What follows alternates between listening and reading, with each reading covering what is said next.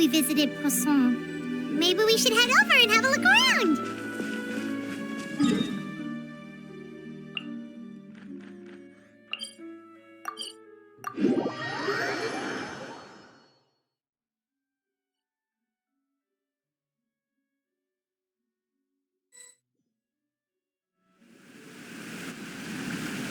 Hey, traveler. Paimon. Oh, Paimon knows that voice. Over here.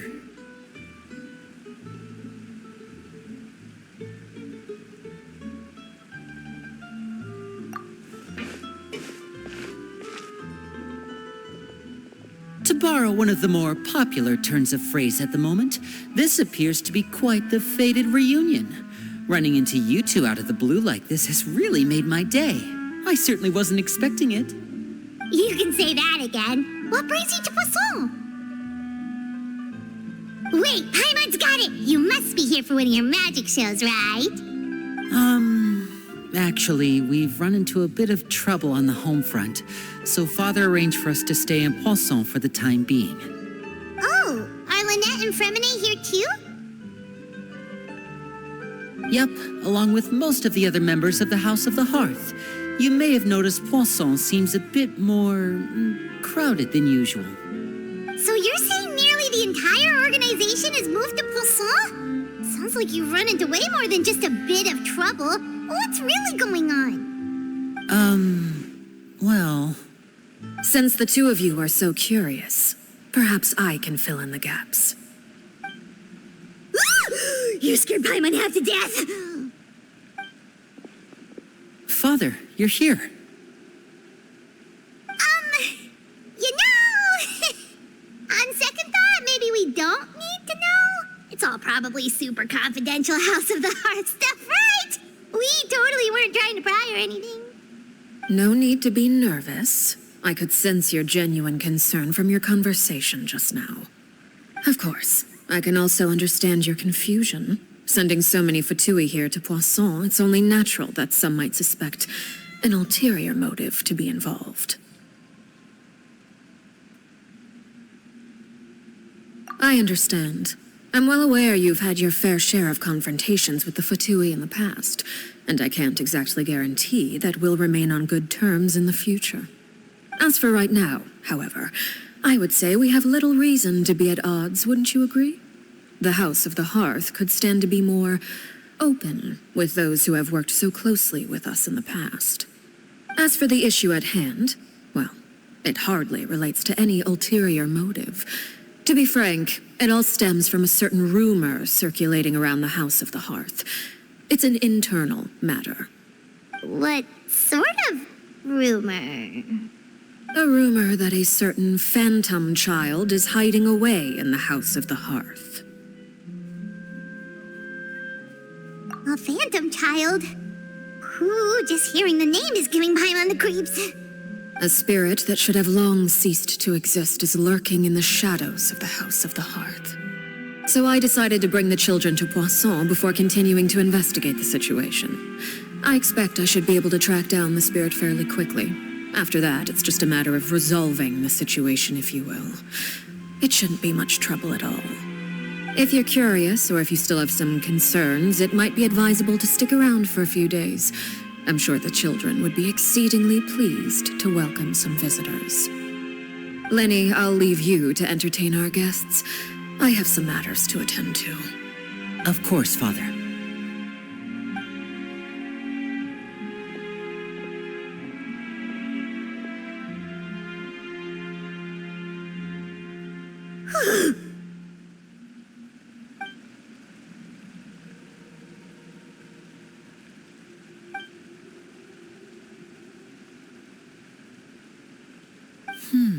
It has long been a dream of mine to invite you to our home and introduce you to my other siblings. You're quite well known in the organization already. A lot of people have been talking about you, especially after everything with the prophecy. If you're willing, why don't you stay a while and have a little chat with us? All right. We don't have anything else to do right now anyway. But let's be clear, we're just gonna be there as guests, okay? Don't get any funny. Oh, Oh, wait a second. For your guests, that probably means we'll be treated to lots of yummy food, right? Of course. During our stay in Poisson, we've been helping out the locals with some fishing. We bring in quite the bounty every day. In fact, today is the perfect chance for me to show you what I can do in the kitchen. Let's go. I'll take you to where we're staying.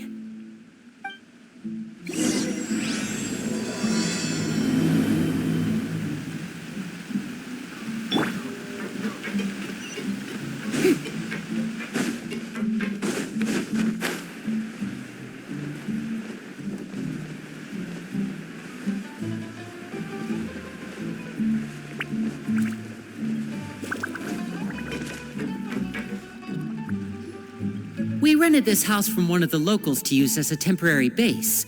I'll come back later and tidy up a bit. After that, it should be all ready for you to stay in tonight. Awesome, thanks! So, where are we off to now? Well, when I happened to run into you two earlier, I was actually in the middle of distributing some supplies. With this many people staying in Poisson, we have to bring in outside supplies every now and then. I should probably make sure the rest of these provisions get delivered. Otherwise, people might start to get antsy. Okay, we'll come with. There are all sorts of rumors about your organization floating around out there. Paimon's not sure if she could even take a wild guess as to what's true and what's not. But now that we finally have the chance to see a day in the life of the house, we can take a good look at how you operate. Well, you're more than welcome to come along. Just follow me.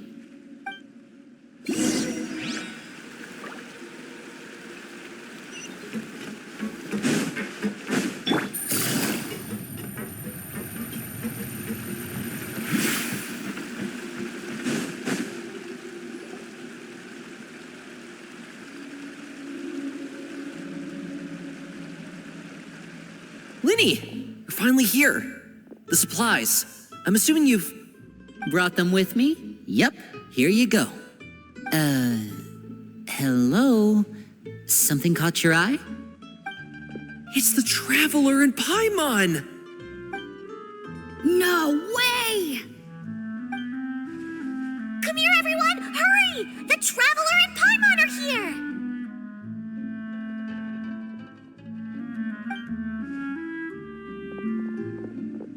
One at a time, please. Don't crowd around them all at once. We don't want to scare off our guests now, do we? Oh, it's all right. Gotta say, Paimon didn't realize we were this famous. Of course. Father and Linny have told us so much about you. Father told us about how you helped Linny. According to her, you're a trustworthy friend. And as far as she's concerned, that's pretty much the highest compliment we've ever heard her give. As you can imagine, everyone's been very curious about you. I heard the Traveler is so strong that he can move a mountain with his bare hands. I heard Paimon eats so much that she can clean out the entire pantry at Hotel Tabor in just 3 days. Wait a second! That's the rumor you heard about Paimon? Oh, not cool at all! Oh, wait. When guests visit, you're supposed to give them gifts and stuff, right? Oh, we don't need something like that. Besides, we don't have anything to give to you. Come on, we insist. I can give you some of my new potions. Just pick your poison. And by that, I mean medicine or actual poison. I've got both. Huh? Or maybe Shaplo can teach you guys about stealth. He's super good at it. He's never been caught.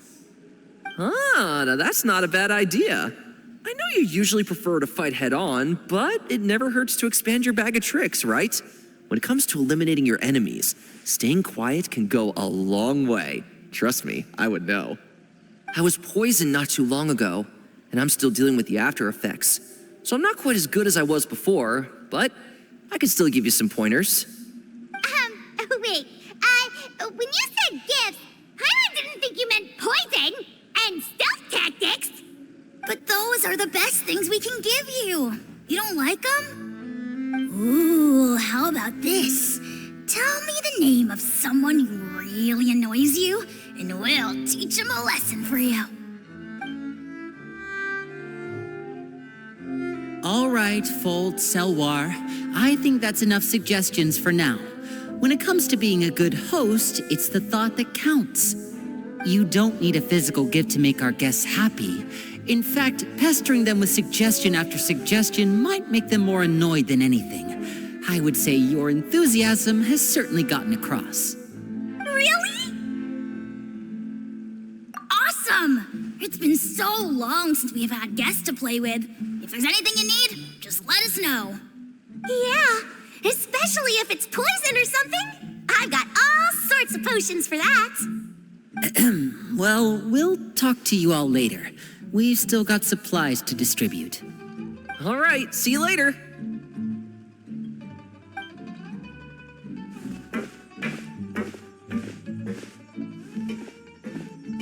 Bye!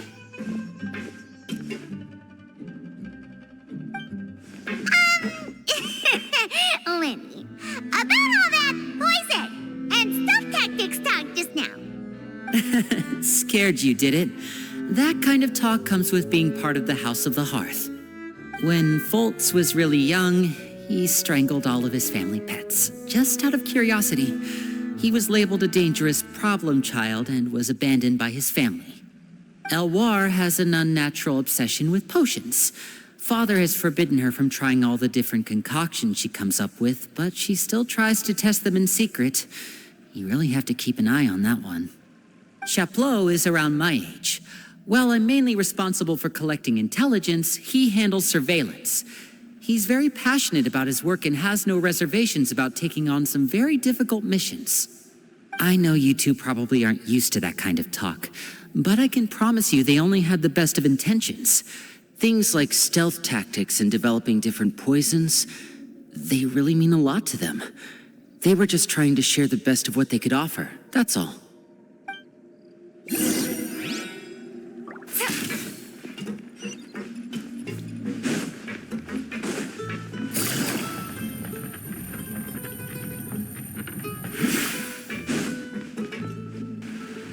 Filial, supplies are here. Thanks. And who are these two? Outsiders? Allow me to introduce you. This is the Traveler and Paimon. Oh, you're the famous duo I've been hearing so much about. It's nice to meet you. I heard you've traveled to all sorts of places. Is that true? Of course! We're making our way all across to that! Oh, good for you. You must be pretty familiar with Fontaine by now, then. Have you seen the new opera that started running recently? I think it's called... The 4,000 Thieves? Oh, this is the first we've heard of it. It seems like it's going to be fantastic. From what I've been able to tell from the posters, anyway. You should definitely check it out if you have the time. Oh, and there's The Blind Maiden, too.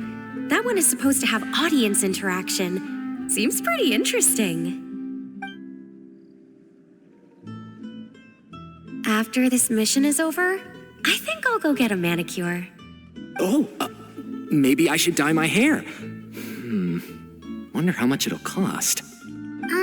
Is it just Paimon, or do these two seem much easier to get along with than the others? Looks like the House of the Hearth has some normal members after all. I heard that. Oh! Oops. I'm guessing you're referring to Foltz and the others? Yeah, we're definitely not all like them. I bet those crazies are practically foaming at the mouth right now. I'm sure they just can't wait to get back to Snezhnaya to carry out the plan. That's enough, Filial. Don't talk about family members behind their back, right? Whatever. Let's go. Guess this is goodbye then. If you ever have some time, we should go see the opera together.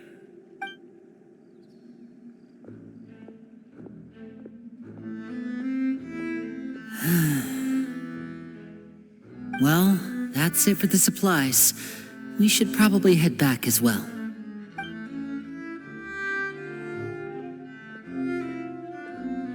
Well, they didn't seem too happy with each other. Seems like there could be something more going on here.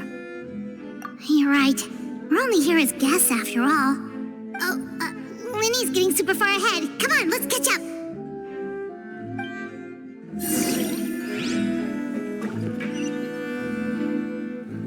Take it easy. Ha.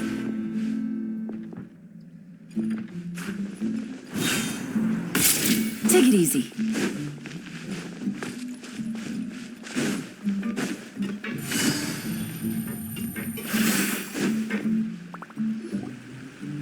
So, what do you think of the members you've met so far? Well, Father is always encouraging us to be strong-willed and independent. So if there's one thing we've got, it's people who aren't afraid to speak their mind. Well, I should probably get cooking. Wanna join? Of course! Then let's head out. Uh-huh. Fremine, what are you doing here? Well, Fremine, nice to see you again! you too. I heard you're here as guests of House of the Hearth. Welcome. We were just going to make some food. Why don't you come along? I could use some help in the kitchen, and I seem to remember you mentioning you wanted to make seafood soup for the traveler in Paimon. Seafood soup? Oh, Paimon's drooling already. Were you looking for something just now, Fremine? Maybe I can help. It's nothing. I just wanted to see if there were any extra supplies. Yeah, we've got some left over. What do you need? Some food and water, and some clean cloth, if possible. No problem. Give me a second here. Food, water... Wait a minute. What do you need all of those for? You're not on any missions as far as I'm aware, and you were just going to come eat with us. So what's this all about? I thought I'd grab an extra portion because I get hungry at night. Could be because I'm growing, you know, and... Fremine, you remember what I told you? You're not like me. Your lying skills still need some work. Tell me what's going on. Is it really bad enough that you have to keep it from your own brother? Maybe it'll be better if we gave them some space.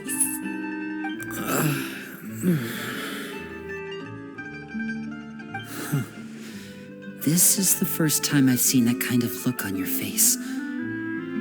Whatever happened, does it have something to do with Father? Yes. Just follow me.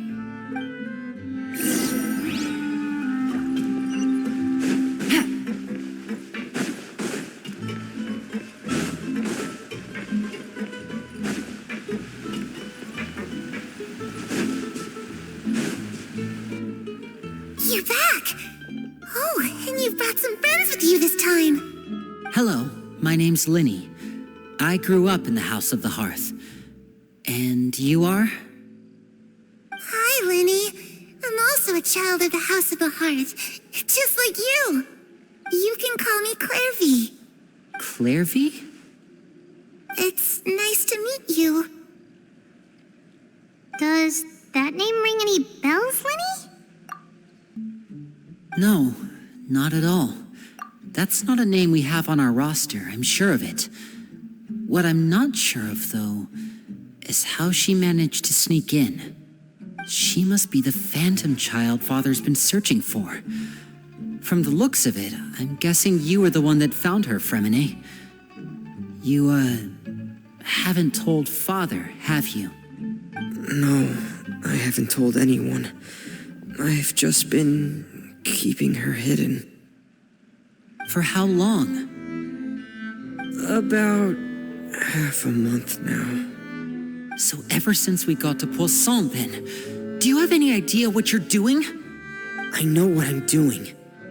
Really? Because from where I'm standing, it looks like you're hiding the very person Father has been trying to find. If Father finds out about this, everyone involved is going to be punished. You know the rules of the house, Fremine. I know you do. Father doesn't tolerate any form of betrayal. So why are you doing this? I've thought it through, and I just can't hand her over like that. Linny, don't you remember last year? Sheplo nearly died after getting poisoned during that one mission. He wasn't able to get back before the poison started taking effect, and not a single person was there to help him. That night, while I was sleeping, I heard a voice telling me to go save him. I opened my eyes, but I couldn't find the source of the voice. I thought maybe I was just hearing things, but I went to look for him anyway. Luckily, I got there with enough time to save his life. That feeling of being haunted, of hearing voices, it's happened many times in the House of the Hearth. I'm sure you've noticed. So what you're saying is, that was her? She was the one who spoke to you that night? Unless there are other spirits roaming around the House of the Hearth, I don't think there's any other possibility. If Clairvy were our enemy, it wouldn't matter whether she was a spirit or an actual child. I would have acted without a second thought, because that's what Father ordered us to do. But she's been living with us, helping us from the shadows all this time. I think that makes her family. I couldn't just hand her over to be dealt with. Not when there's so much we still don't know. So what's your plan then? You can't keep her here forever. Someone is bound to find out eventually. I haven't thought that far yet. I don't want to disobey an order from Father, but I also don't want to put Clairvy in danger. Come with me. There are a couple things I'd like to say to you in private.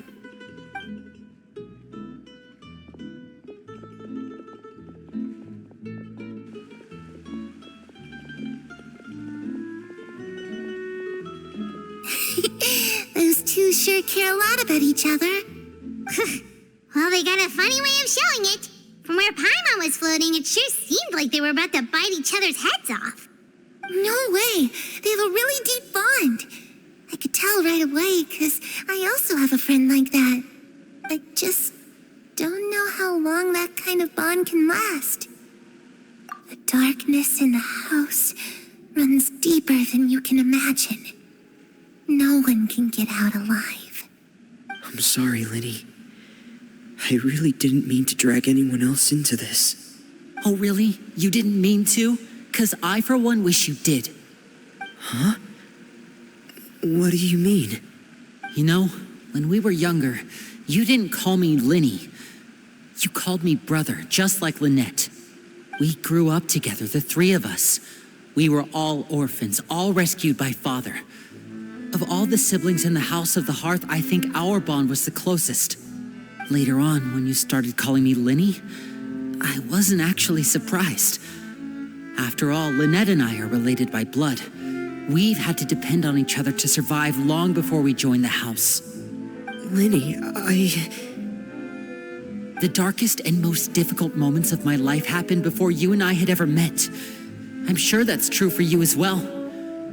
Even so, Fremine, we've stood by each other for all these years now, and to me, that means more than blood. You and Lynette are the most important people in my life. No one can replace you. So I won't let you face anything alone. Not if I can help it. Oh, looks like things are getting kind of heated between Linny and Fremine. Maybe we should go check on them. Oh, it's raining. I should put my clothes away.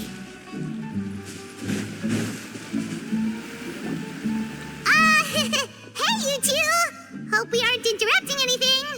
Like a fight, or... Oh, wait a minute, Fremine. You're not crying, are you? Is everything all right? everything's fine. Thanks for asking. Well, we're all friends here, right? We've been through so much together, so if there's anything we can do to help, just say the word. It's just a small family dispute. It's not something our guests should trouble themselves with.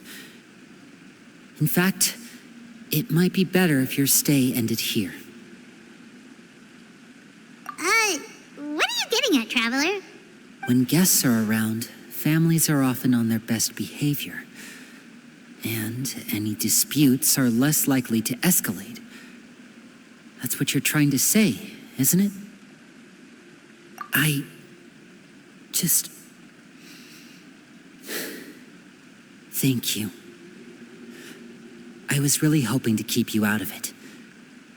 But even if I could think of some other reason to turn you away, I'm not sure I could convince you.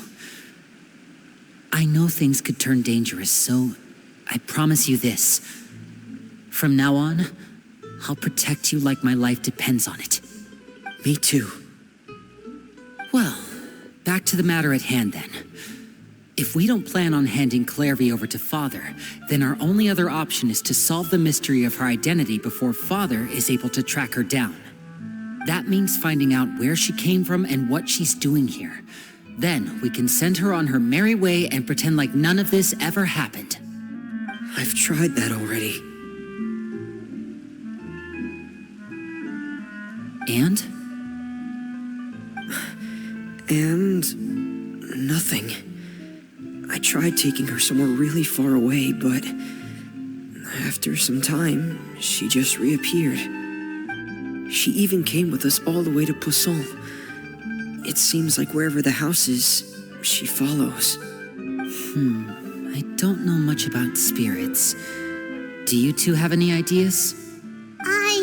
Let's see here. Paimon remembers hearing something like, if you fulfill a spirit's last wish before they die, they'll let go of whatever's keeping them here and return to the ley lines. Oh, it's just that Paimon doesn't really remember where she heard that, so it's not guaranteed to work or anything. Well, sounds like it's worth a shot. Guess that means we should go ask her about her wish. But first, Fremine, I need you to promise me something. What is it?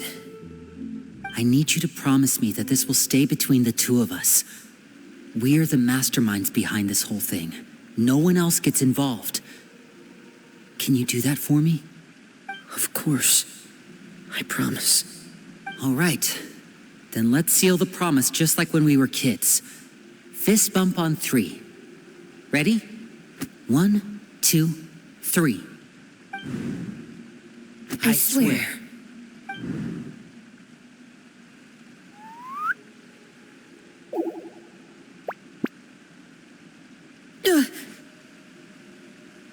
Whoa!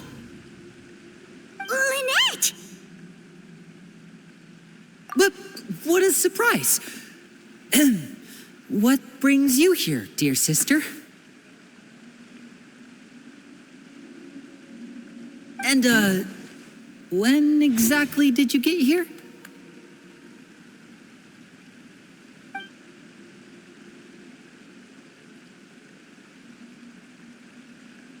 You're an idiot, brother.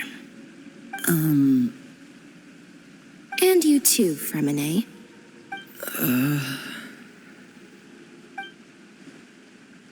You 3, Traveler. And you 4, Paimon.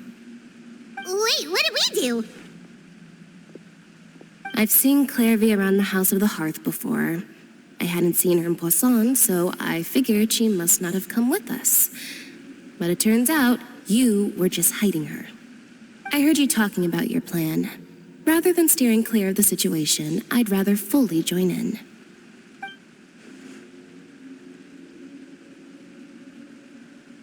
If you don't agree, I'll have no choice but to report everything back to Father. Simple as that. You're not giving us much wiggle room here, Lynette. Well, I guess we're all in this together then. After we talk to Clairvy, we'll figure out our next move. There's no time to lose. Let's go.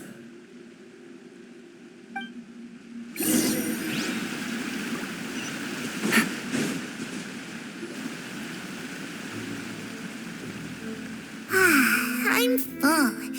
Thank you for bringing me this food, you guys. She said she's full, but the food doesn't look like it's even been touched. That's right. Based on what I've been able to observe, It doesn't seem like Clairvy can interact with the physical world at all. Still, when she's presented with food, she'll always linger around it for a good little while. Maybe, in her mind, she really is eating those things. Does she know that she has already passed away? I've tried to ask her, but she didn't answer. My guess is that she's just as confused as we are. Or maybe she couldn't understand the question at all. Clairvy, if you've got some time, I'd like to ask you a few questions. Sure. Oh, another new friend. Hi, I'm Clairvy. Hello. Clairvy, how did you join the House of the Hearth? Huh? Isn't it the same for everybody? The knave brings you here and then you can't leave. It's just that your name, it's not on the roster. And I've never seen you before. The roster? Oh, I get it now. I think there might be some things you don't know about this place. The people in charge, they're not as nice as they look. They say they keep a roster, but it's not complete. There are a lot of people who aren't on it, and never will be. In this house, some people are family, and other people are just test subjects. Those kinds of people aren't ever going to get a place on the roster, unless it's the roster of people who've been executed. Wait, does that mean the knave... Is there anyone that can vouch for you? Perry, she's my best friend. She's the only one I trust in this place. Have either of you heard of that name before? No. Me neither. Clairvy, Perry. Neither of those names are on the roster. But it seems like she's telling the truth. Either that, or this kid's already got a bag of tricks bigger than mine. Maybe we should try a different approach. Clairvy, do you have a wish? A wish? It can be anything you want. Just imagine. It's your birthday, you're blowing out the candles, and your wish is...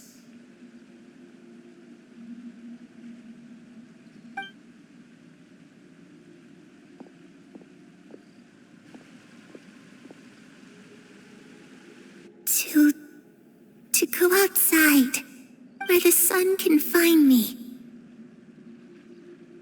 That's it? Well, that sounds easy enough. The darkness in the house runs deeper than you can imagine. No one can get out alive.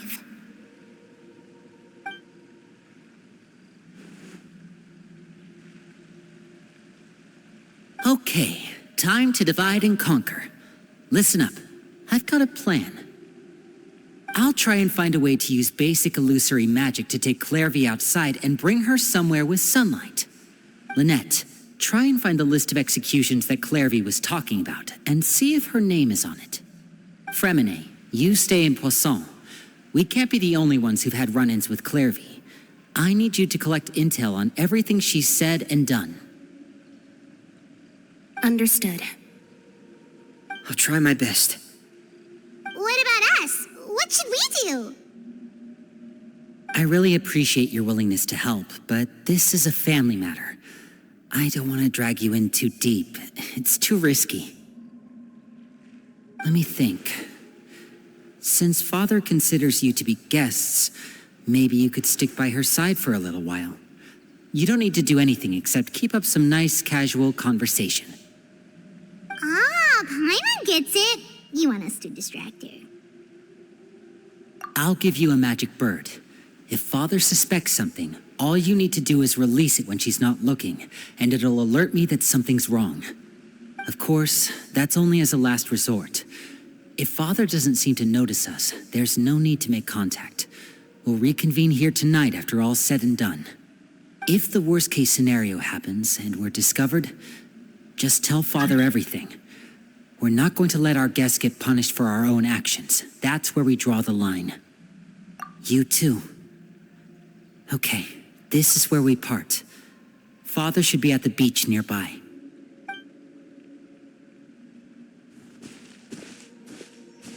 I really hope this goes well. No, it has to go well. That's the only way this can get resolved.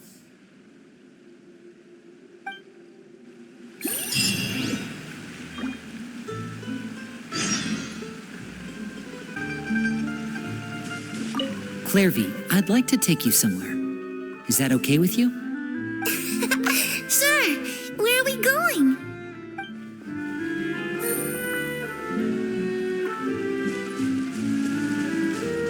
Take it easy.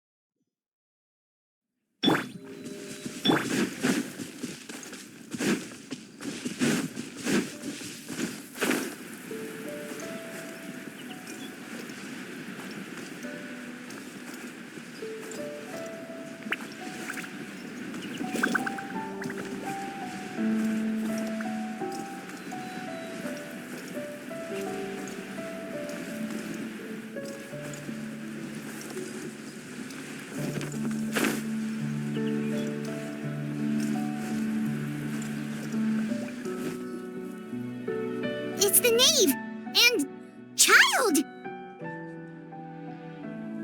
Hey, aren't you supposed to be in Snezhnaya recuperating? What are you still doing in Fontaine? Oh, it's you two. I didn't expect to run into you here. I was unconscious for quite a while after the fight in the Primordial Sea. After I woke up, I realized I was being taken back to Snezhnaya, and well, I couldn't have that now, could I? Not when I've still got unfinished business here in Fontaine. So, I mustered up all my strength and made the journey back on my own. What sort of unfinished business are we talking here? It has to do with Skirk, my master. I really wanted to meet up with her, but by the time I got back, she had already left. I still have so many questions for her. Without any other leads, all I could do was ask the knave to help me track her down. She must have left behind some traces from her time in Fontaine. Oh, okay, so have you found any clues? Unfortunately, no. While the House of the Hearth is adept at collecting all manner of intelligence, certain existences can still manage to escape our purview. Basically, unless Master feels there's a need to meet with me, she's not going to be found. But that problem has an easy fix. I just need to become stronger, and then... Paimon thinks you should focus on getting better first. The worst of it is over. It's all thanks to that one kid from the House of the Hearth. Elwar, I think her name was. She gave me a bunch of random potions to drink. They didn't go down easy, let me tell you. Pain and chills all over. But they really did help speed up my recovery. And that's good, because it looks like I really do have to head back this time. The old man's been putting the pressure on me. He sent someone to tell me I'm needed for some sort of project. Project Stuja? Yeah, that's the one. I heard Regrader's involved too. I'm not looking forward to having to listen to all his monologuing, that's for sure. Hey, maybe you could think of a way for me to stay in Fontaine for a little longer. Helping Linny and the others brush up on their fighting skills would be far more interesting. If you and I could spar, that would be even better. I've been waiting for a chance to see you go all out. And what a sweet little daydream that is. But I also have a role to play in all this. I'll be leaving Fontaine shortly as well. Besides, considering how little they see fit to step outside the homeland, being called on to return to Snezhnaya by such illustrious dignitaries, what a great honor. Wouldn't you agree? One I could do without, I'd say. Is it just Paimon? Or does it kind of seem like they're...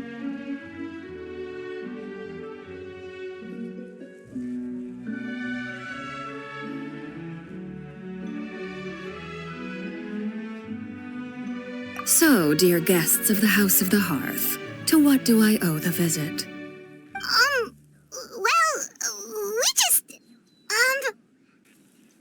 Right! We're super close to Linny and the others, but we still don't know much about you! Is that so? Introductions have already been made, have they not? Well, you see, there's only so much you can learn about someone from a short introduction. At least tell us something a little extra, like, why do you call yourself father?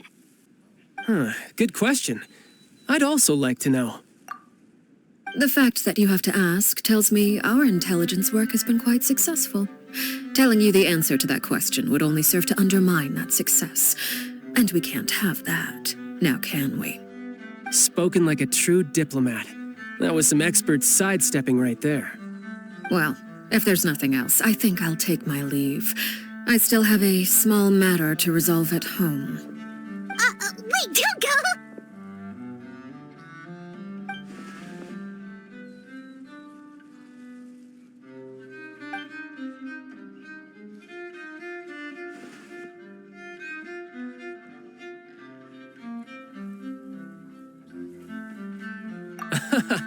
I'd also like to hear the answer to this.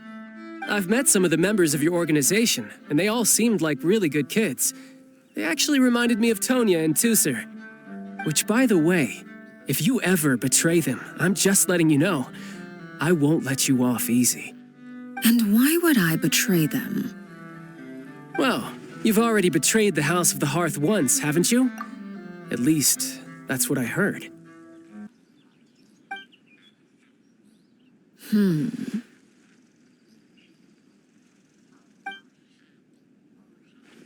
Okay, I admit. That's just what the old man told me. The rooster, I mean.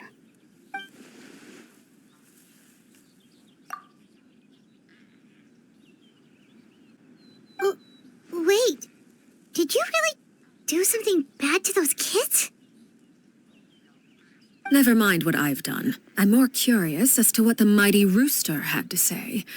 Care to enlighten me? Well, nothing much. Just some stuff about you taking out many other members of the House of the Hearth, and even going so far to attack your own family. I see. Oh, based on your reaction, I'm guessing it's all a bunch of lies. Hardly. I don't appreciate his particular turns of phrase, but I suppose he didn't say anything untrue. Although, it would be more accurate to say that there is a certain level of prejudice involved, but I don't intend to clear that up just yet. Prejudice has a funny way of concealing the real truth behind certain things, an attribute that I find to be quite advantageous. Call yourself a Fontainian, for example, and people will assume all sorts of things, when the real truth is that this is simply the land where I was raised. Huh? You're not actually from Fontaine? But then why did you try to help out with the prophecy and everything? I was trying to protect the children born in Fontaine. Claiming that I myself was a Fontainian simply made it easier to operate. People would hardly suspect a fellow Fontainian of having any ulterior motives. Who wouldn't want to save their homeland after all? The primordial sea wouldn't have any effect on me, but it would have caused great harm to the House of the Hearth. Well, you wanted extra information, didn't you? There you go. I hope that satisfied your curiosity.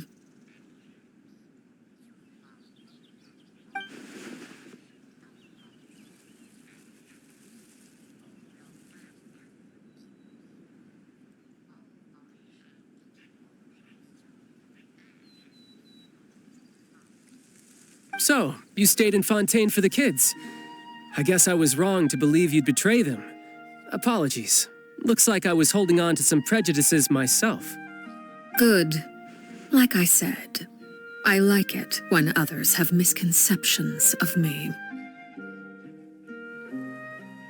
Actually, while I was recuperating at the House of the Hearth, there was something else that really caught my attention. I heard that members always resolve disputes and arguments with a friendly spar, and the loser has to back down. Seems pretty cool if you ask me. Would also give them plenty of opportunities to hone their skills. Well, that's only a recent development. In the past, such spars weren't nearly so friendly. The losing party would lose everything, including their life. They were that high stakes? Whew, at least that's not a thing anymore. Well, the current atmosphere's not half bad. I'm a bit jealous, actually.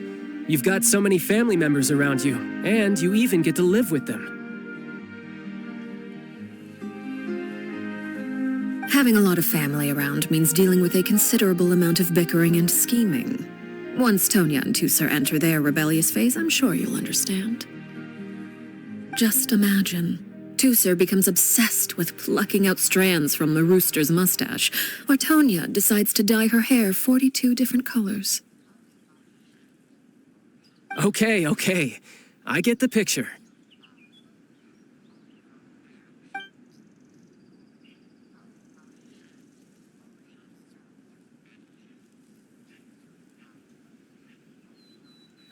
Well, would you look at the time? I should probably get going. Traveler, Paimon, I'm not sure where our paths will cross next, but the next time we run into each other, we should definitely try and find some time to spar. Again, maybe this is a conversation we can have when you look less like you're gonna keel over. All right. Well, thanks for everything, Arlecchino. No thanks necessary. You also played a part in obtaining the Gnosis. I would say we can call ourselves even. I like the sound of that. Well, I'm off. See you all some other time.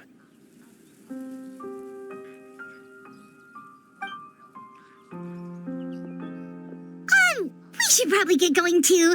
Do you want to head back with us?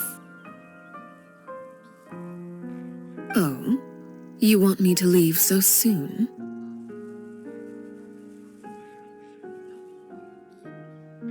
Oh, well, you see, I'm rather enjoying the evening breeze. If you don't mind, I think I'll stick around for a bit. I have some things to think about. Apologies for not attending to you like a proper host. Please forgive this slight. I do hope you'll have a pleasant stay.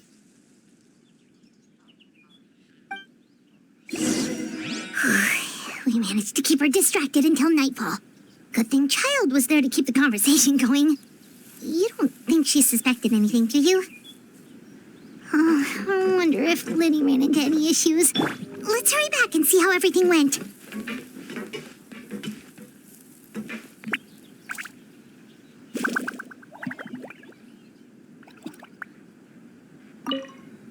Oh? You decided to stay a little longer? Let's take in the ocean view together, then.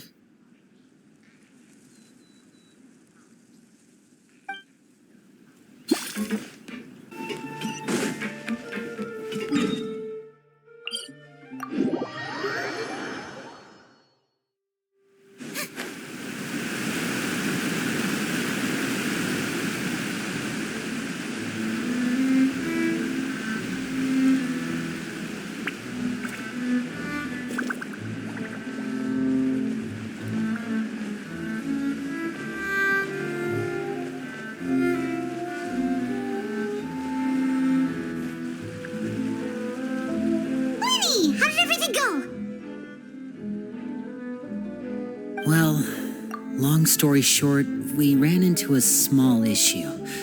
Clairvy can't go into the sunlight. Everything was fine at first, She followed me up to the surface just like I told her.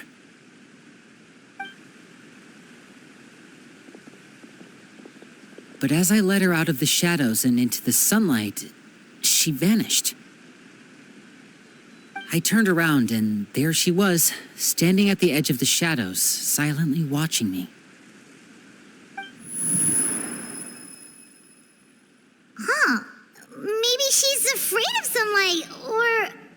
No, it wouldn't be her wish if that were the case. Well, we could always try pushing her into it. Oh, true. I've pretty much tried it all already. Nothing worked. Eventually, the sun went down, so all I could do was bring her back here. How did it go with you, Lynette? Good. I've got the list. It's right here. Really? Well, what are we waiting for? Let's take a look.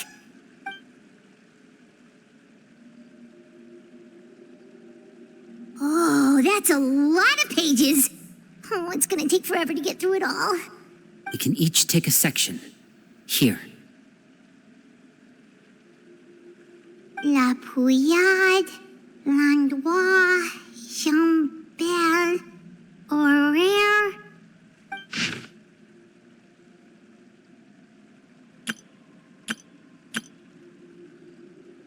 Oh, yikes. That Horaire guy has a huge scar on his face. He's kind of giving Paimon on the creeps. I've met him before. The scar is from an injury he received during a mission. I still remember him joking with me about it. He said any future lover would take one look at him and then lose all interest. Did he say anything else?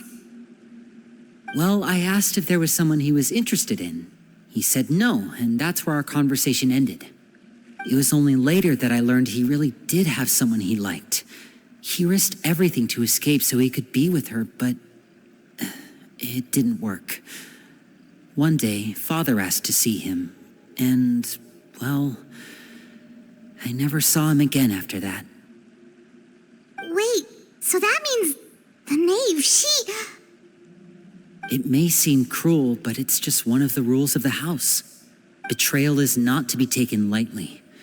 We know too many secrets to come and go as we please. So, if you do try to leave, you pay with your life.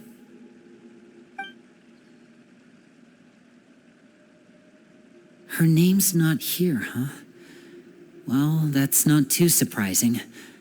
It doesn't seem like this list is complete. It only contains records dating back around 5 years. Let's shift our attention then. Fremine, were you able to find anything out? Fremine. Sorry. I was thinking about something. I managed to talk to quite a few people, but I couldn't help but notice that the atmosphere in the house was a little... strange. Strange? Yeah, I mean, I know there have been arguments in the past, times when people haven't gotten along. Chaplot and Filiol are a good example of that. Oh, those are two of the people that we met while delivering supplies. Paimon can see how they might not get along. They had very different vibes, and their, interests seem to be pretty different as well. That's to be expected, actually. Father brought us all here, shared her knowledge with us, taught us how to fight. That's one thing we all share. But that's also where the similarities end. Not all of us feel the same desire to stay here. As members of the House of the Hearth, we're also considered part of the Fatui. And to a lot of people, that's an identity they never asked for. Certain members get older and realize they want something else for themselves. But considering the rules of the house, most people would never say that out loud. People like Chaplot and Foltz are loyal to Father and her vision.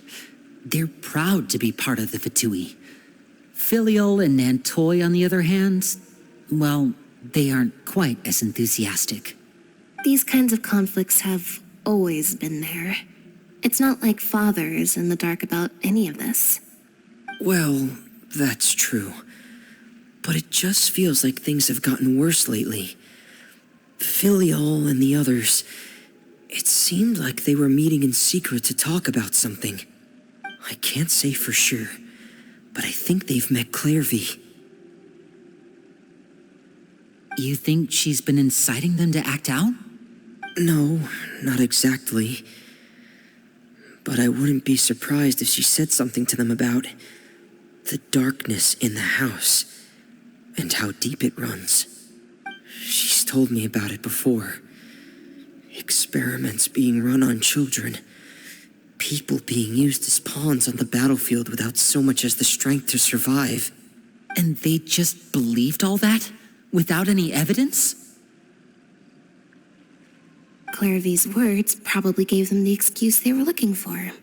Whether they actually believe them to be true is secondary. This is all because of Project Stuja, isn't it? Whoa. Hold on a second. What's this Project Stuja all about, huh? This is the second time it's come up now. Sorry, but I'm not sure of the details either. I only know what Father has told us, which is that it's something the Rooster and Regrator have been working on together. Apparently, it has to do with the Fatui's strategic plan for the future. Because the House of the Hearth was so successful in obtaining the Gnosis, we now have the honor of playing a key role in Project Stuja. Wait, but isn't that a good thing? Key role is just another way of saying dangerous role. To us, the whole thing is an inconvenience. Father thinks so too, but she's in no position to refuse. Their plan isn't exactly unreasonable, and they've been funneling the house a lot of funding. It's just that we'll lose a lot of members in the process. Participating in the plan, it's an honor in name only. What they're really trying to do is subdue us. The existence of an intelligence organization outside their control makes them feel uneasy.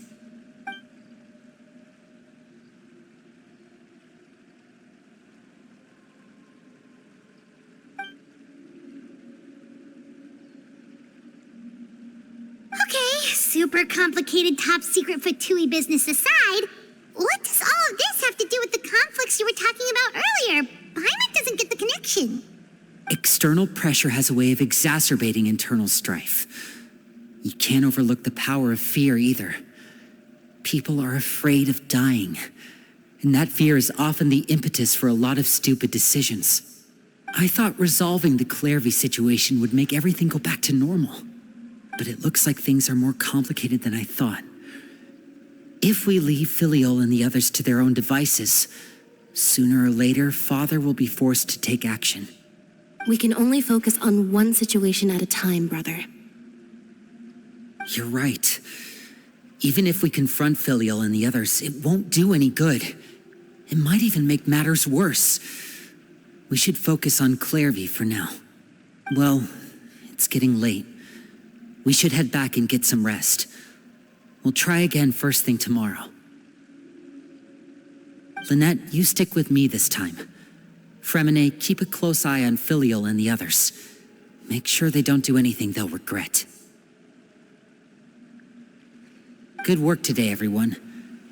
Have a good night, and I'll see you tomorrow. Strike a pose!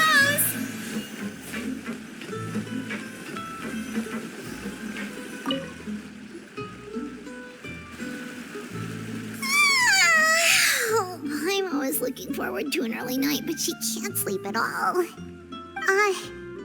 Hey, you don't think the knave will be too angry with Lenny and everyone if she finds out about all this, do you? She's even scary when she smiles. If she were to actually get angry... Ooh, you have to protect Paimon if that happens, okay, Traveler?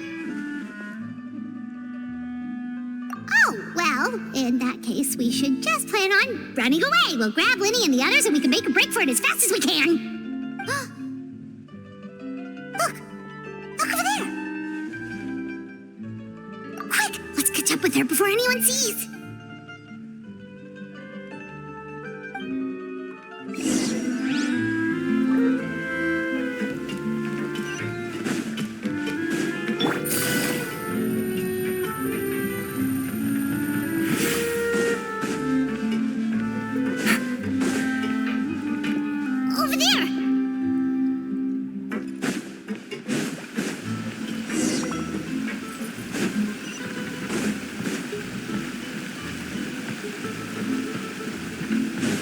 Take it easy. Oh, where is she going? Oh, if someone sees her, we're toast.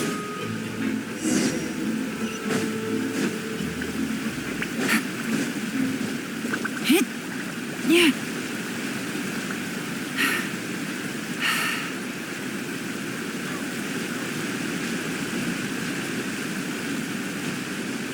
Oh, look! She stopped!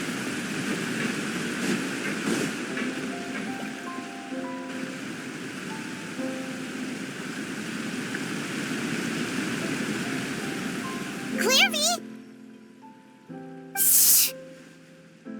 I opened the window while no one was looking. Look how pretty the outside is. If only I could have more than this. You probably think I'm being silly, huh? All this hopeless resisting? It's better to dream of what I could have than try to make it a reality, right? Please, help us get on the same page here, Clary. We need you to tell us what you know. Can you do that? Sure. Although, after you hear all this, I think you might regret that decision. Everyone in this family is nothing more than a tool, something to be used and exploited. We're all expendable, including me. As long as you're useful, you get to stick around. Lose your value, and you're handed over to the doctor, experimented on, and given a fate worse than death. I've seen it happen again and again, and I've had enough. You're saying the knave did all that? It's just, that doesn't seem like something she would do. She's scary and all, but it seems like even she has lines she wouldn't cross. I knew you wouldn't believe me. Everyone thinks she's a good person. They all think of her like a real mother. Mother? But she doesn't deserve that title. She's disgraced it and tarnished it. And if I had things my way, I'd never see her again. If only Perry were here, she'd understand. Perry? There's that name again. Also, Paimon's getting a strange feeling. It almost feels like she's not really here with us. Paimon can't tell if she's actually talking to us or if she's mistaken us for someone else. Well, in any case, it seems like she really needs someone to talk to. We should keep her company for a little longer. She looks so young. But it seems like she's been through a lot. It's getting windy. I should close the window. Ooh, look at the moon. Isn't it pretty? Hey, wanna hear a secret? I heard that if you look up at the night sky in Snezhnaya, you can see the aurora. It's supposed to be super pretty. Even prettier than the moon tonight. Perry and I promised each other that once we're older, we're gonna go see it together. But I can't find her. I'm worried she's also been... No, that wouldn't happen to her. She's special. Mother likes her a lot.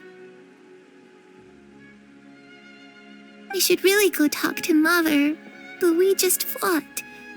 She doesn't want to see me, and I'm too scared to face her. What should I do?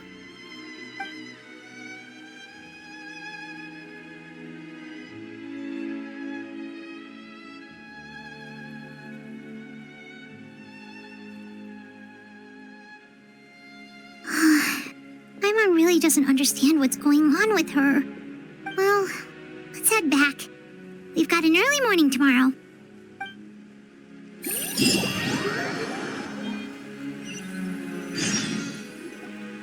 All right, looks like we're all here. Let's go ahead with the plan. Oh? What is it?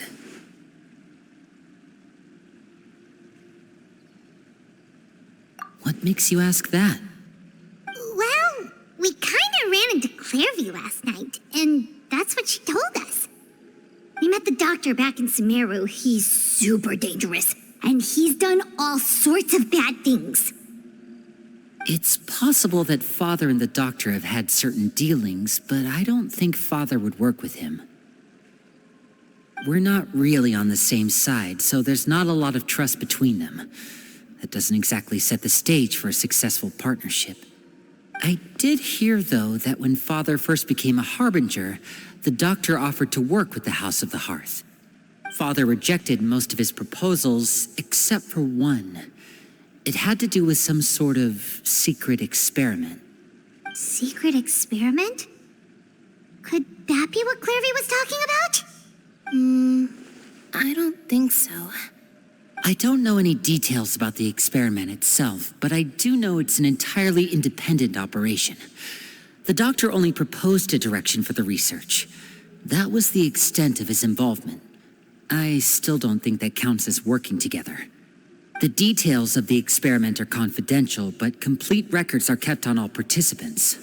That doesn't seem to be the case with the situation Clairvy referred to. I know you don't agree with some of the Fatui's methods, and I'm not asking you to. But I am asking you to trust us on this. The House of the Hearth has its own principles. There are certain lines we're not willing to cross. All right, that's good to hear at least.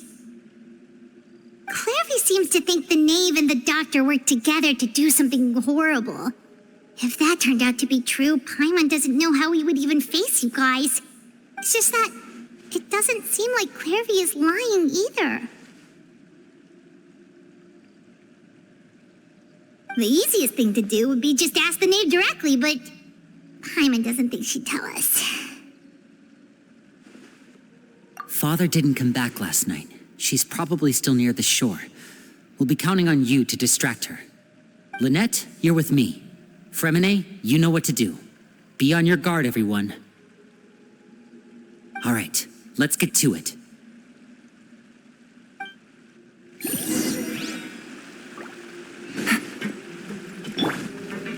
Where are we going today? Let's try somewhere further away this time.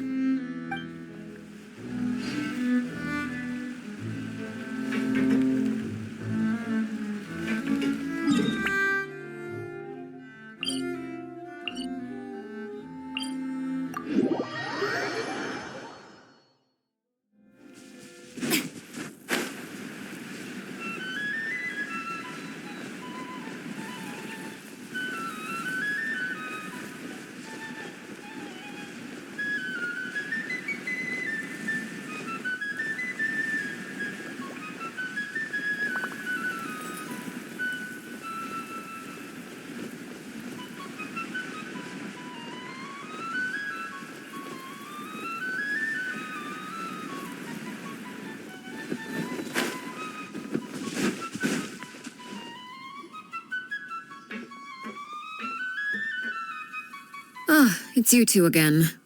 I must say, you look a bit pale. Did you have trouble sleeping last night? A little. Perhaps if you had less on your mind, you'd be able to absolve yourself of such troubles. So what are you planning to do now? Catch up on some sleep? Or should I give you some time to rack your brain for a topic to discuss before I ask any questions? Although I must profess to being curious. Without child here, how do you plan on distracting me? Us? Distract you? Good one. But no, we were just here for a chat. Looks like you could have used some extra time to think. No matter. If you don't have any other plans, why don't you accompany me somewhere? Don't worry. I'll be sure to steer clear of any scheming children. The ocean breeze is sure nice today.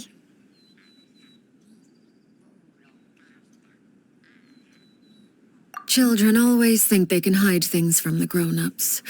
But nothing gets past me. Least of all a little scheming. I think I'll let them have at it for a little longer. I can be very patient. Well, I'll leave you to think things over. If you're so inclined, meet me outside the Palais Mermonia. Good things come to children who do as they're told.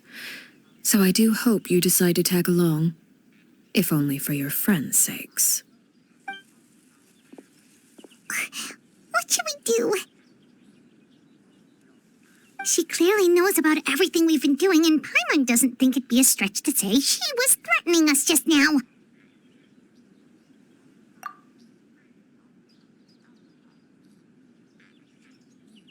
Oh, good idea. Hopefully he sees it in time. Well, we should probably head to the Palais Mermonia. Paimon doesn't want to find out what happens if we don't show up. Based on what the knave was saying just now, it sure didn't seem like it'd be anything good. Okay, then we probably shouldn't keep her waiting. It seems like Linny and the others are on thin ice, so let's do our best to not get them in any more trouble.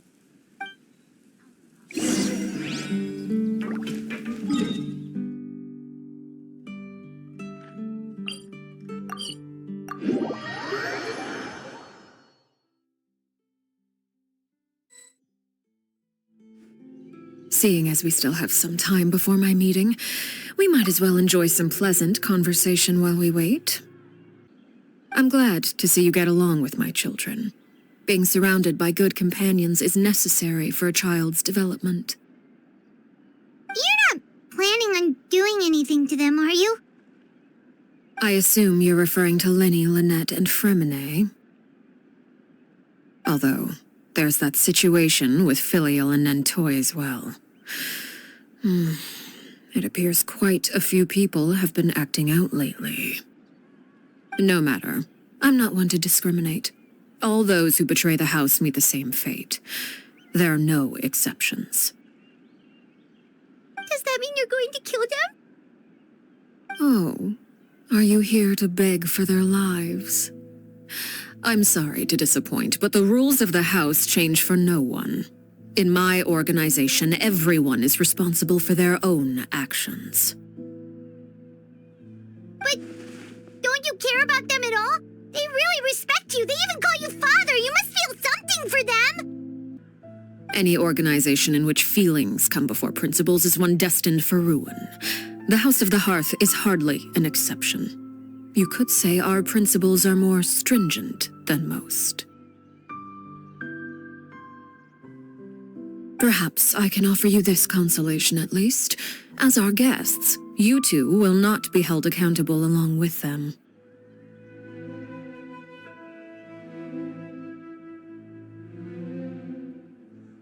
I would imagine Linny, Lynette, and Fremine will be able to keep their lives.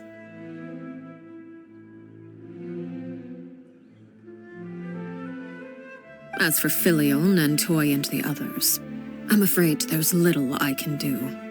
They can try to escape, but once you know our secrets, there's no getting out alive. But that's awful. Ah, you seem concerned. Out of consideration for my guests, I suppose I could turn a blind eye for a little longer. If Linny and the others manage to dispose of Clairvy in the meantime, all evidence of their wrongdoing will be lost. In that case, I could hardly punish them for something I couldn't prove. If their efforts are unsuccessful, on the other hand, all will be held accountable, and the punishment will be severe.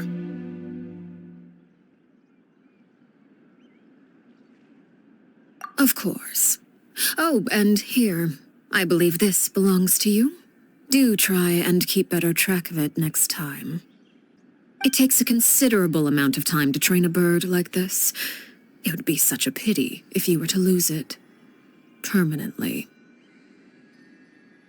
Wait, where did you get that? Well, I'm afraid that's all the time we have to chat. Now, for the matter at hand. I asked you to meet me here because I have business at the Palais Mermonia.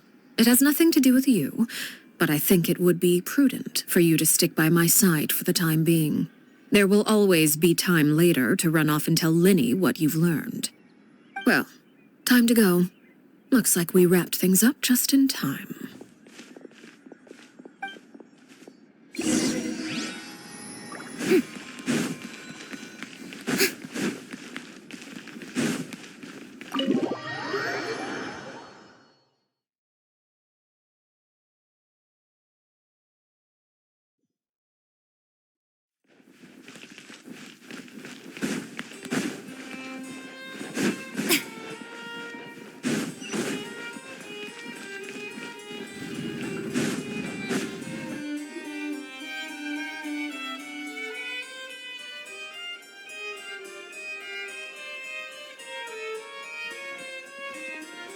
It's been a while, Monsieur Neuvillette. I must say, I wasn't expecting my meeting request to be approved quite so quickly. The Palais Mermonia operates with an efficiency worthy of admiration. It is only right that an esteemed diplomat such as yourself should be afforded the proper level of respect. Although, if I may speak plainly, I must confess that I did not anticipate we would have the occasion to meet again after presenting you with the Gnosis. I see you brought the Traveler and Paimon with you as well.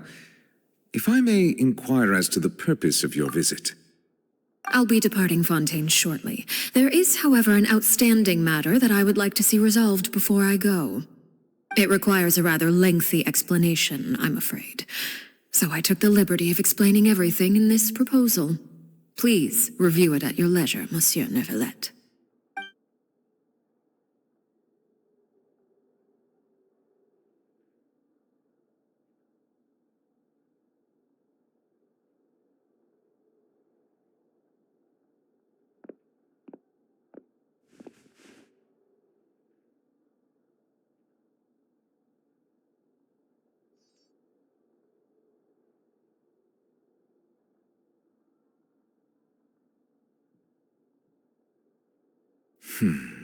I understand your request.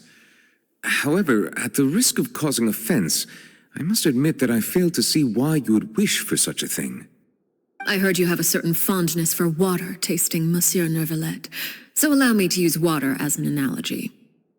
A family is like a large body of water with countless rivers flowing in and out. As someone who watches over this system, I would hope that each river that flows from the source will eventually reach the ocean. Of course, objectively speaking, I know this is impossible. Most of the rivers will dry up along the way, disappearing into the ground and leaving nothing but a barren riverbed behind. Not all rivers are destined to reach the ocean, but I would not see their existence rendered meaningless. I believe the water that flows within them is simply meant for a different destination, like a field in need of irrigation. Or perhaps the glass of a certain water-tasting enthusiast. Did you get any of that, Traveler? Your words paint an optimistic picture indeed. Allow me to remind you, however, few among us are willing to sip from a glass filled with tainted water. It may have been tainted at one point in time, but not to worry. I'll make sure it's drained of all impurities and returned to its cleanest form.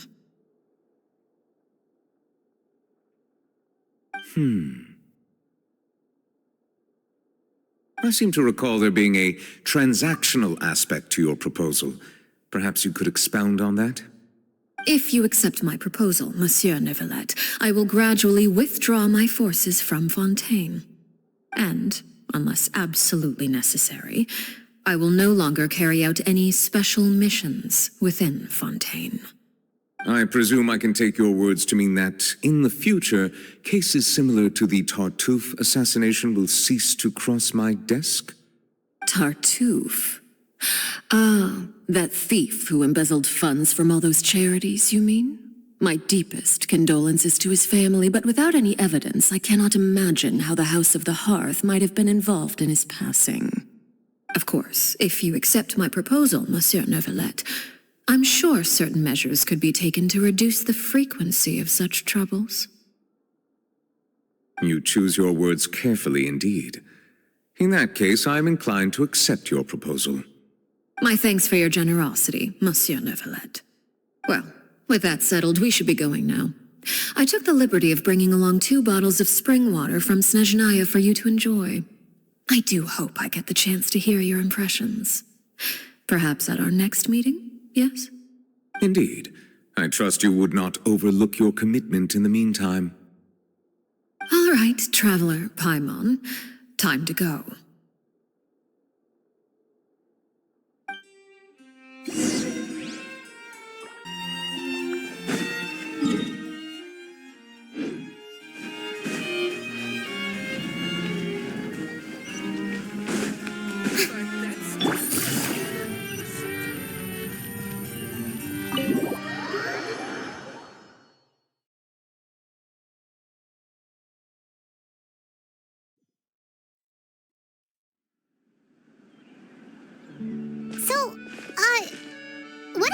exactly were you talking about back there? Paimon only heard you mention some rivers, a large body of water, and then some kind of irrigation scheme. You really want to know? I would imagine there might be more pressing concerns at the moment.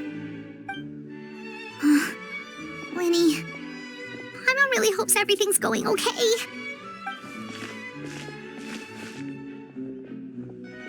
Oh, Paimon recognizes that look.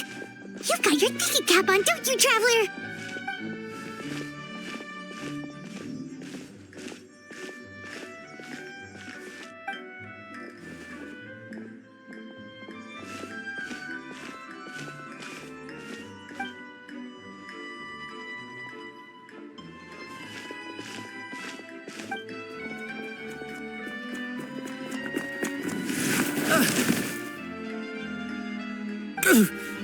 Oh, shoot. Are you all right? Oh, geez. I'm so sorry. I was so focused on selling these papers, I wasn't looking where I was going. Well, let me make it up to you at least. Here, take this paper. On the house.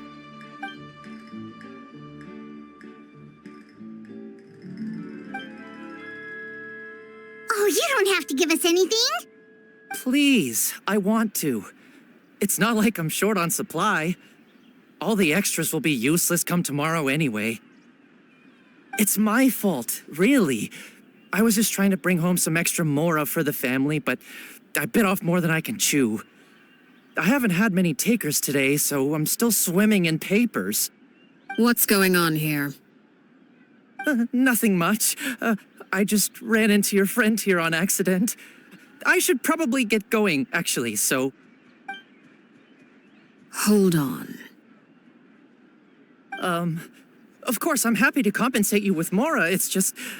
I don't have any on me at the moment. I'll take 3 papers. Here, your payment. Oh, thank you for your patronage. May the Archons bless you with good fortune. If only I had the chance to run into such generous customers every day. I should probably just take on a smaller inventory though, right? I'm getting married soon, so sometimes it's hard to not get ahead of myself. Anyway, I should head out. Goodbye! Well, now that my affairs are settled, we should take the boat back to Poisson. We've even acquired some light reading to enjoy along the way.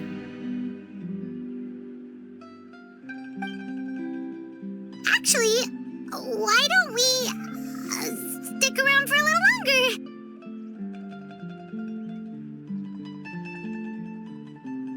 Paimon just realized how hungry she is. She can't head back to Poisson on an empty stomach.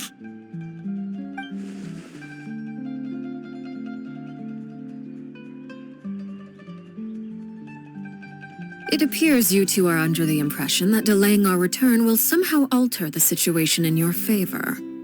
I'm sorry to ruin your fantasy, but your efforts are meaningless. That being said, I could be persuaded to give Linny some extra time. I just have one condition. If you agree to my request, I'll even answer some of your questions. You're quite curious about Claire V, are you not? And my relationship to her. Wait, why are you being so generous all of a sudden? You're not gonna ask us to do something bad, are you? You overestimate yourself. You don't have the talent for bad things. Then what can you possibly... The most important consideration in a negotiation is that both sides receive something they want. Demands and threats only get you so far. Wonderful. Here it is. When the time comes, make the choice that you deem most appropriate in the situation, and lend your help to the House of the Hearth. Okay, sounds normal enough. But what do you mean, when the time comes? When is that supposed to be? That is for you to decide. Then we have a deal. Follow me.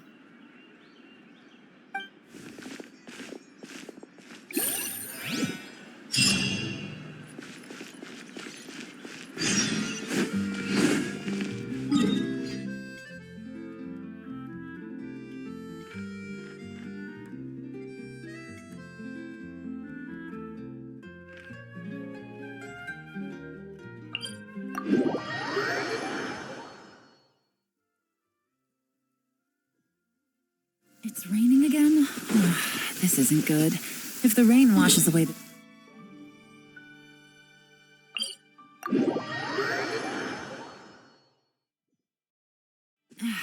This blinding sunlight is such a pain. No way I can get a nap in this weather.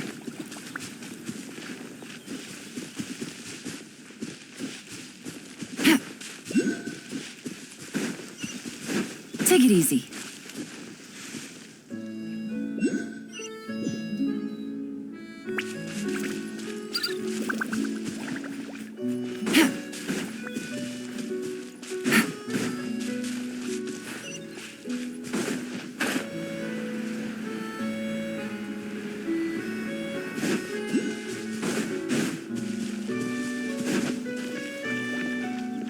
Take it easy.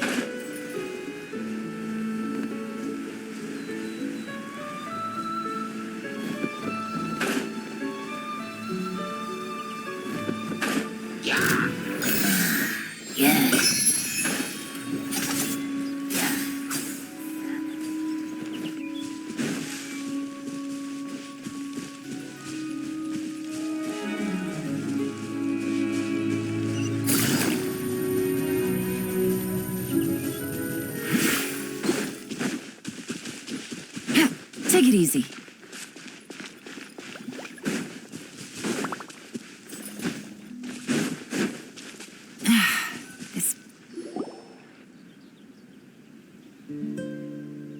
What is this place? Somewhere long forgotten by everyone. It used to be a grand building. Now it's nothing more than a pile of rubble. No one comes here anymore, nor does anyone care about what once happened here. Although, this place does have something to do with the story I'm about to tell you. It was before I became a harbinger, and before Linny and the others joined the House of the Hearth. Due to certain events, I first killed Clairvy and then her mother. And this is where it all happened. You were the one that killed Clairvy? Patience now.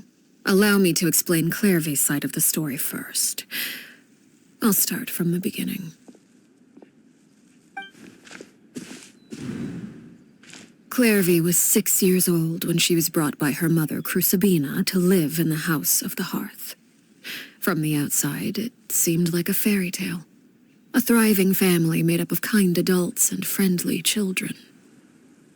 Crucibina was the knave at that time, and the House of the Hearth was under her control. She was Clairvy's mother by blood, but she was also the mother to all the children in the house. Clairvy was happy here, for a time. But she quickly realized that being part of this family wasn't a fairy tale at all. It was a kind of purgatory. Purgatory? Exactly. The House of the Hearth takes in war orphans from all over Tevat. But as for how to raise them, that depends entirely on the person in charge. Crucibina came up with a novel idea. She would teach the children to fight, force them to duel each other, and then crown as the king of the house the child who proved themselves most worthy of inheriting her title. It's difficult to estimate the number of children who died or were maimed in the process. There's little I can say about the ones who died. The ones that emerged with permanent injuries, on the other hand, well, they still served a purpose. They would be handed over to the doctor to be experimented on, or sent away on dangerous missions. Nothing more than tools to be used and then discarded. So those were the experiments Clairvy was talking about. But what actually happened to her? You said that Clairvy was Crucibina's daughter, so if Clairvy tried to convince her to stop what she was doing, Crucibina probably would have listened, right? Despite being Clairvy's mother, Crucibina cared little for her daughter. She forced Clairvy to join the House of the Hearth only as a means to demonstrate her own impartiality as a mother. to prove that she treated all her children equally. Clairvy did try to convince her mother to change her ways, but it was to no avail. After her efforts failed, the only other option was to rise up and try to fight back.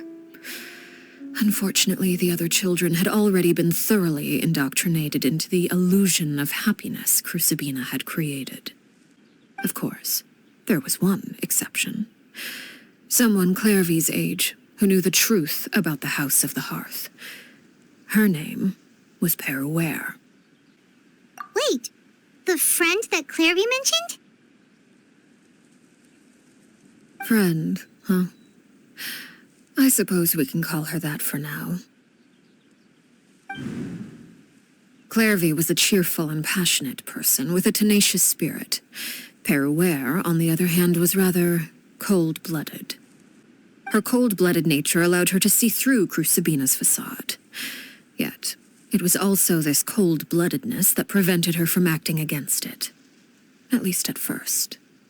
While Clairvy longed for freedom, Peruere was convinced that, amid all the fighting and violence, she would make it until the end.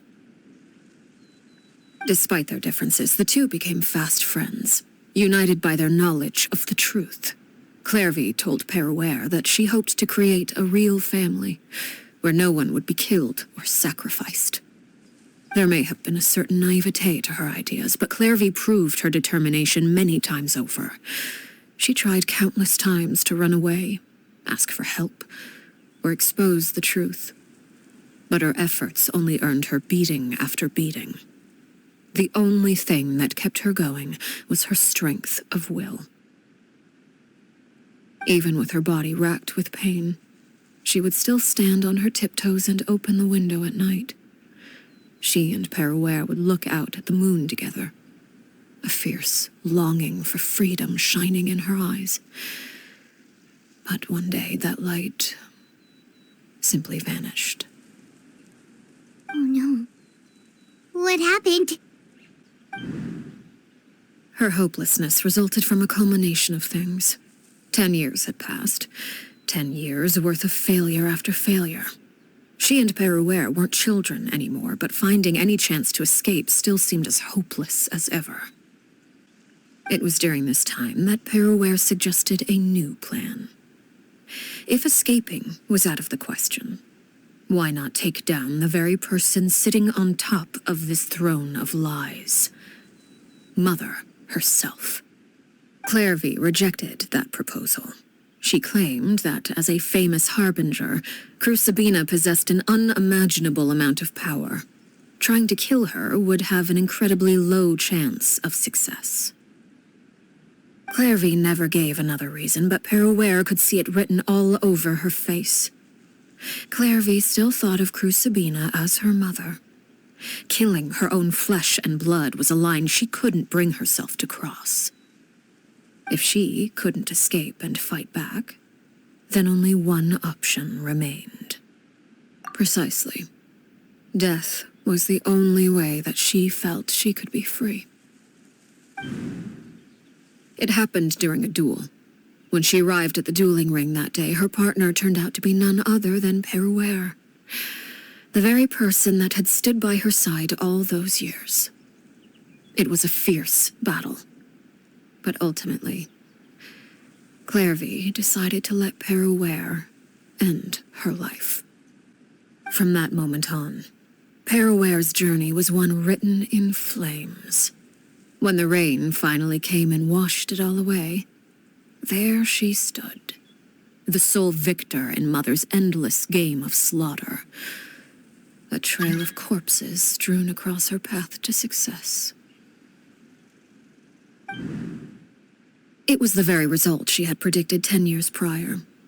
Even then, she believed she would make it until the end. She wasn't surprised by the fact that she emerged as Mother's undisputed heir. Rather, her success left her with an inexplicable sense of restlessness.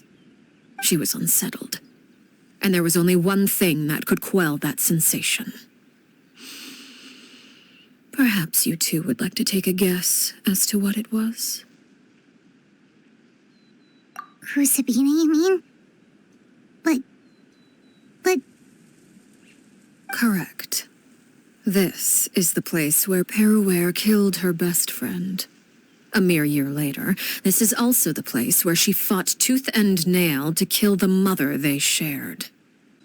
The moment she acted, any conception of what was right or wrong ceased to matter. It's one of the principles of the house. Only those who survive get to write the rules. Peruware won the battle, and became a harbinger herself.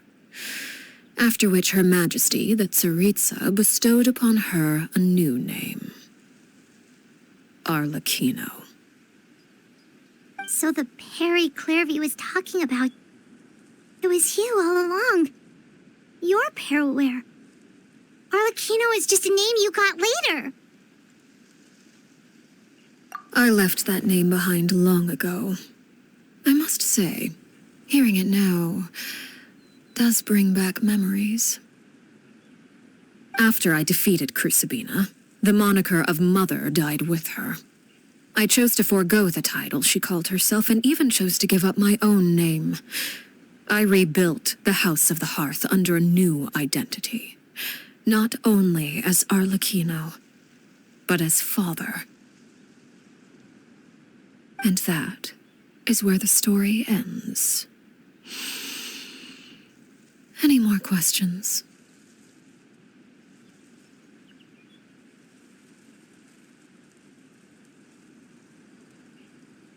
Yeah.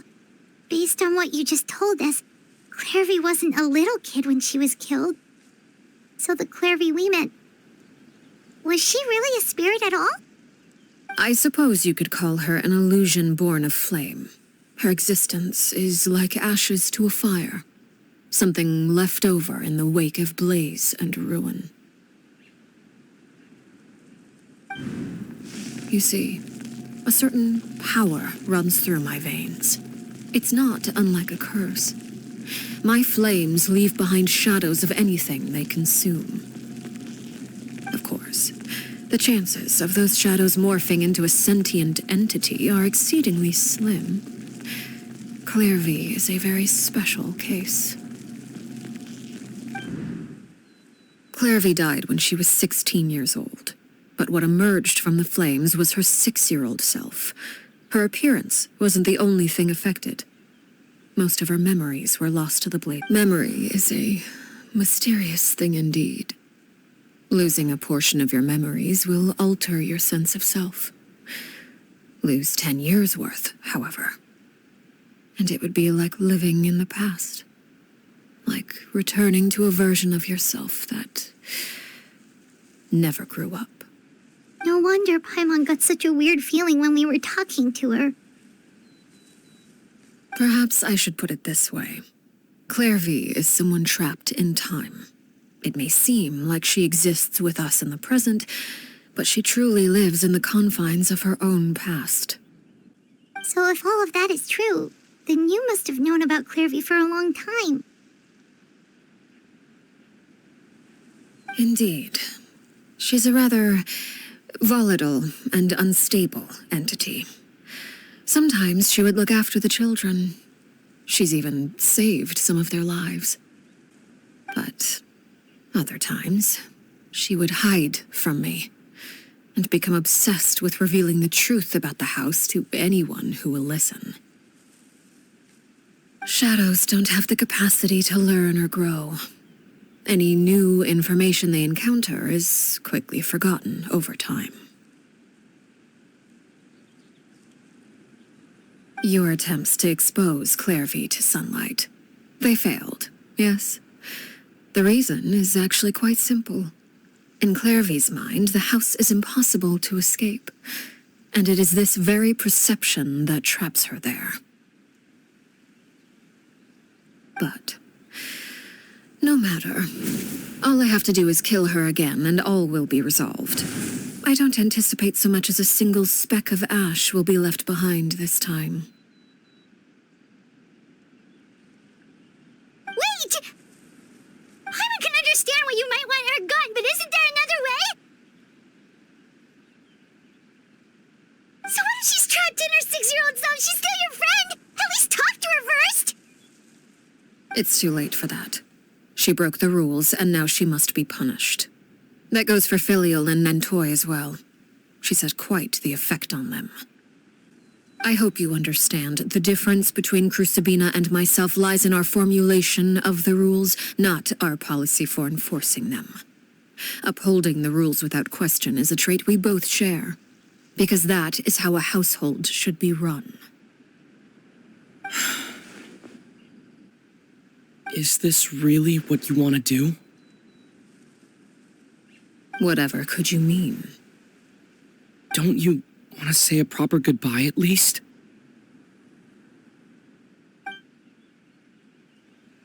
Whether as a killer or as a father, there are two things that must be avoided at all costs: anger and sorrow.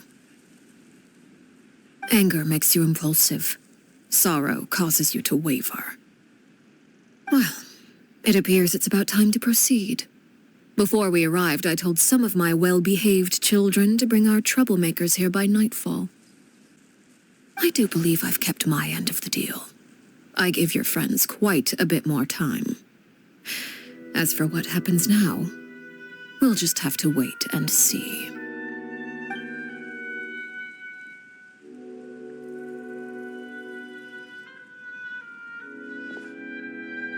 Here they are, Father.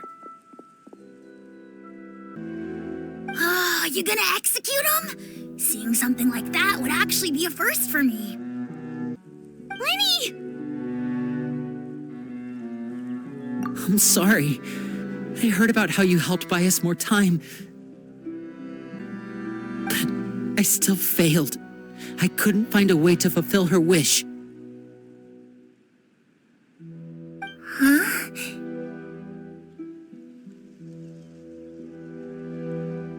Are you Perry?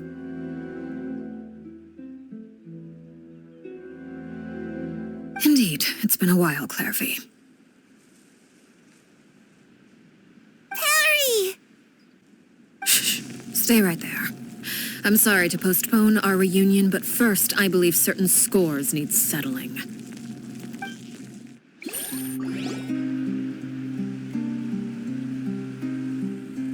Father, let me explain.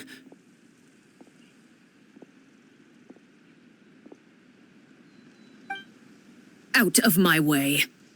Father! You chose to conceal a threat to the house, and for that, you must be punished. Overall, however, I suppose your wrongdoing is hardly the most egregious of the bunch, so I'll deal with your punishments later. As for right now, the more pressing concerns are the traitors among us. By traitors? Do you mean us? Father, let me explain. We didn't mean to... Fultz, why don't you share what you heard? Yes, Father.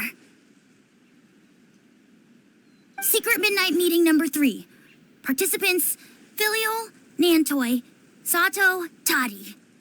Nantoy clearly said, "If only Father wasn't the one who took us in."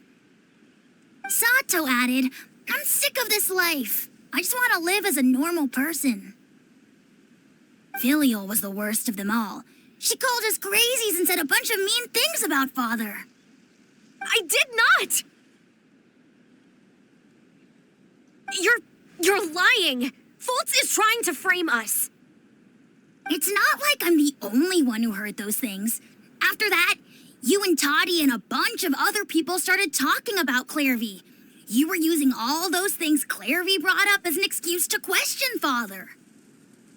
We're birds locked in a cage. The only way out is to destroy it. That's what you said, wasn't it? You little. You just want me gone, don't you? What did I ever do to you, huh? And you, Sheplo, have you forgotten who stood by your sickbed, watched over you, and changed your dressings? Come on, let's hear it then. What's your reason for all this?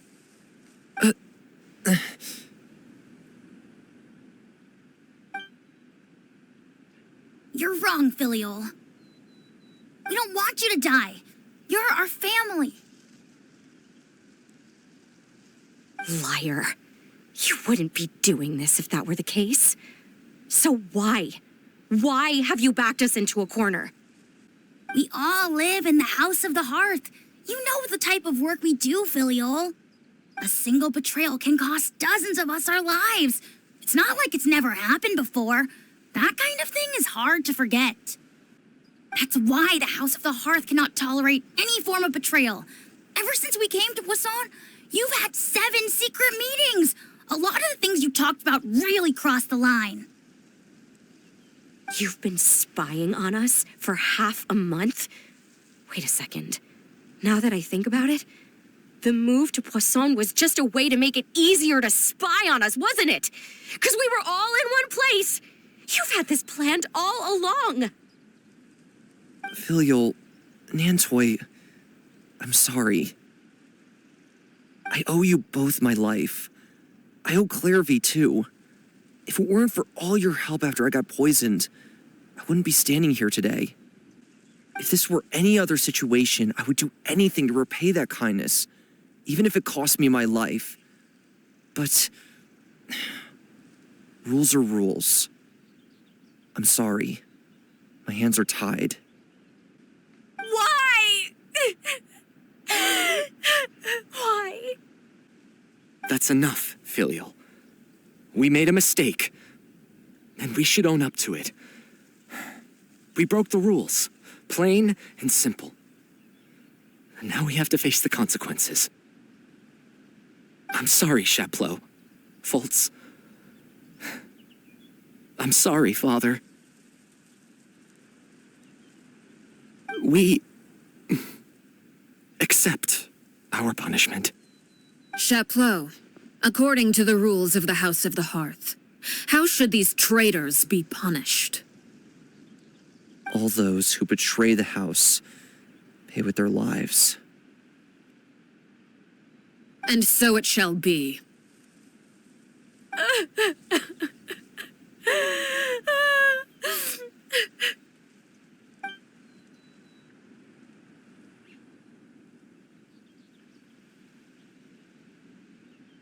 Father, please wait! Something you want to say, Linny? Please reconsider, Father. What Filial and the others did, does it really count as betrayal? We all come from broken families. From the very first day we joined the House of the Hearth, we wanted nothing more than to make it a real home. But the truth is, none of us know what a real home should look like. I'm not saying I have all the answers. All I know is this. Killing Filial and the others may uphold the rules, but doing so will only bring us further away from being a real family than we've ever been. So please, Father, please reconsider. I agree with Linny. Father, please. Linny, you...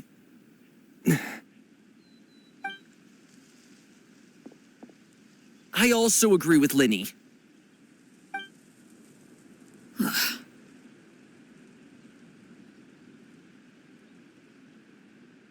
An order once given cannot be rescinded.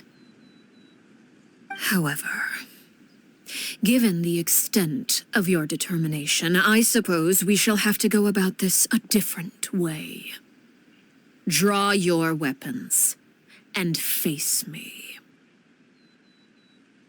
Our weapons? Father, are you referring to a duel? Precisely. The rules of the house will not be altered. Traitors must be punished.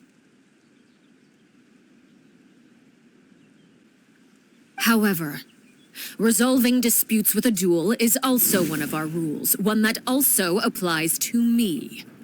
Demonstrate a sufficient showing of strength, and I shall offer a concession.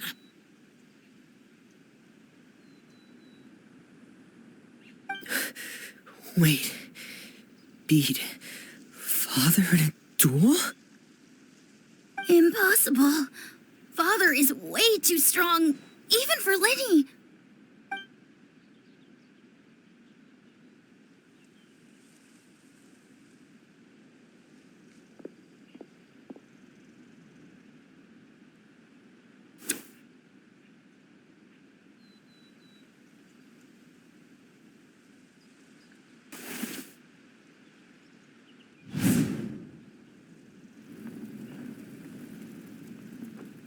Did you hear that, Traveler?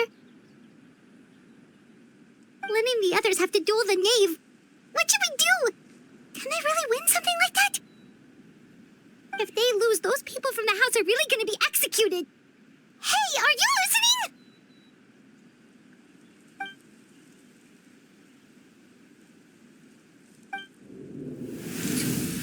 Don't you want to say a proper goodbye at least?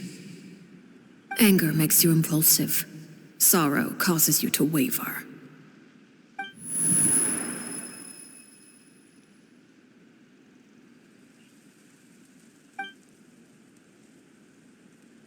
Oh, looking at that expression on her face, she seems really serious about this.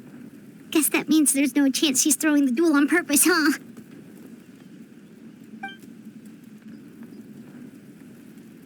When guests are around, families are often on their best behavior, and any disputes are less likely to escalate. When the time comes, make the choice that you deem most appropriate in the situation, and lend your help to the House of the Hearth. What's wrong, Traveler? Hey, where are you going? Traveler? You're asking to join the duel against the knave? I'll allow it. We do have a ready-made dueling ring at our disposal, after all. All I would advise is this. Keep a firm grasp on your weapon, and give it your all. Any less, and you may just lose your life.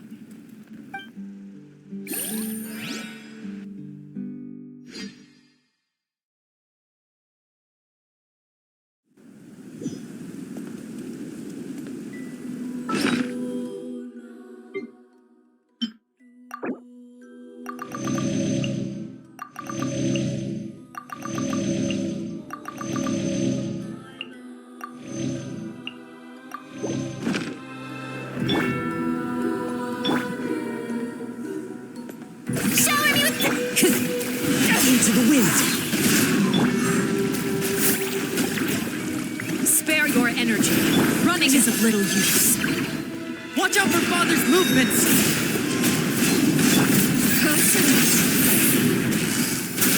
Now that's more like it. Time to shine! Torn to oblivion! Spare your energy. Running is... Father's even stronger than I expected. The countdown has begun. Have a taste of purgatory. I must remain calm.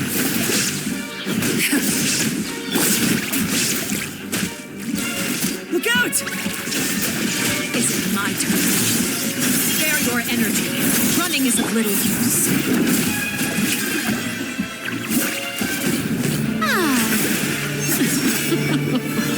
Look at us. Trapped like a bunch of helpless animals.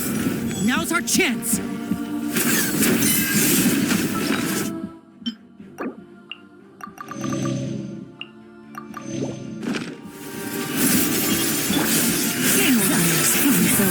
Gotcha. One with nature. Let the world collide! The countdown has wind and cloud. Father's even stronger than I expected. Fly tangled in a web. Spare your energy. Running is of little use.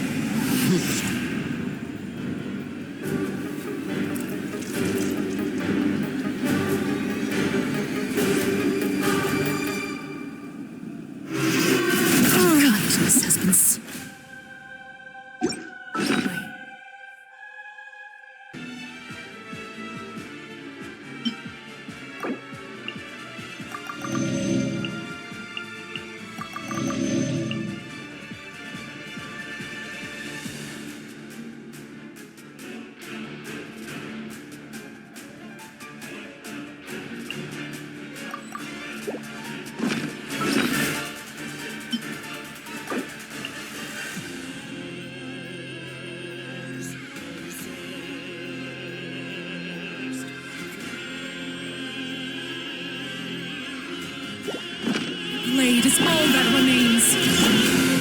Ah, the show begins. Take it easy.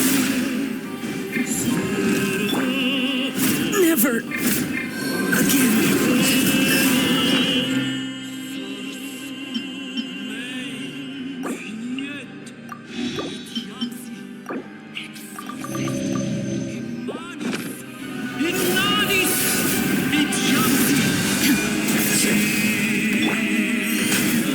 Now's our chance.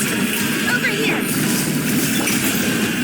Let's see how strong your resolve truly is. Shine down. Detached from the ghost.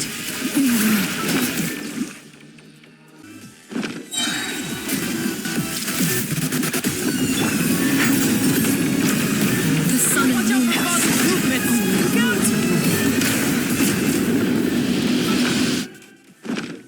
All hope has been extinguished.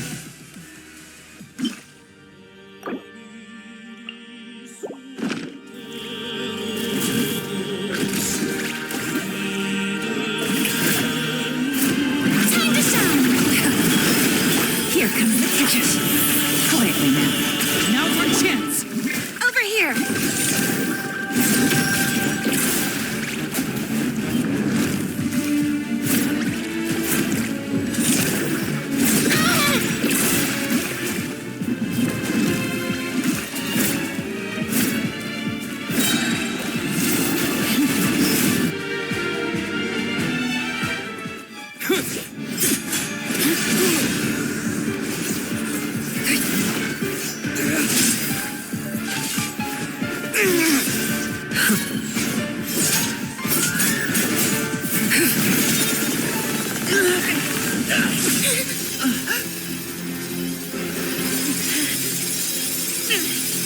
You should know better than to crowd in one place.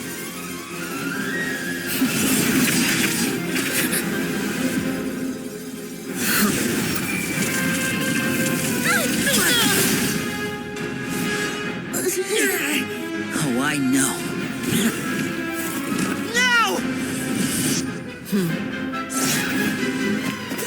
I'm sorry, Father!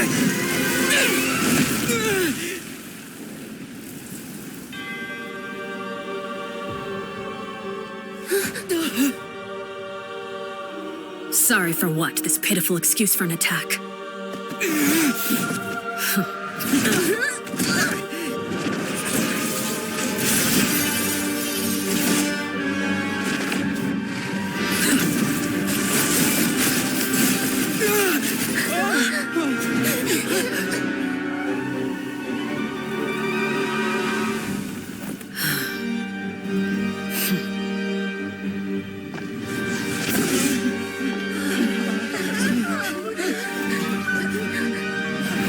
Father, no!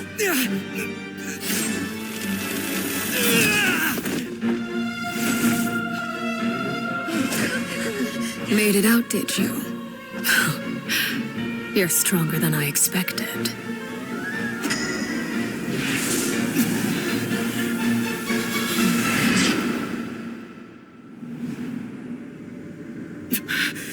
A crimson moon?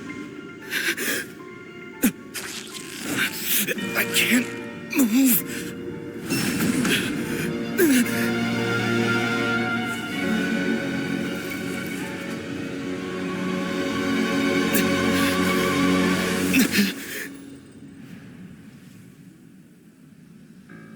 Still, not strong enough to beat me.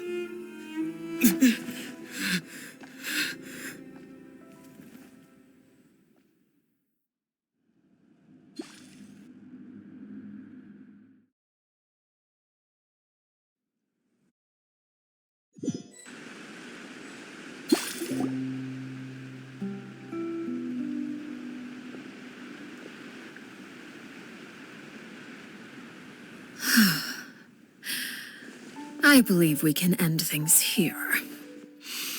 It's not often that we get to enjoy the company of guests, after all. We wouldn't want things to get too out of hand.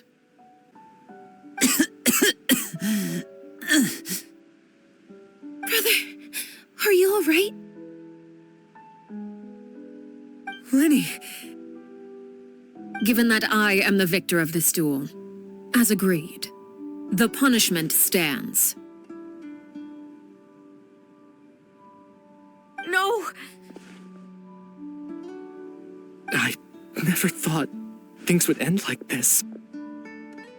However, everyone involved in the duel demonstrated a remarkable level of strength and determination.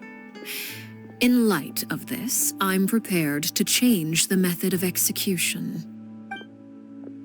Elwar, the bottled flames I gave you for safekeeping.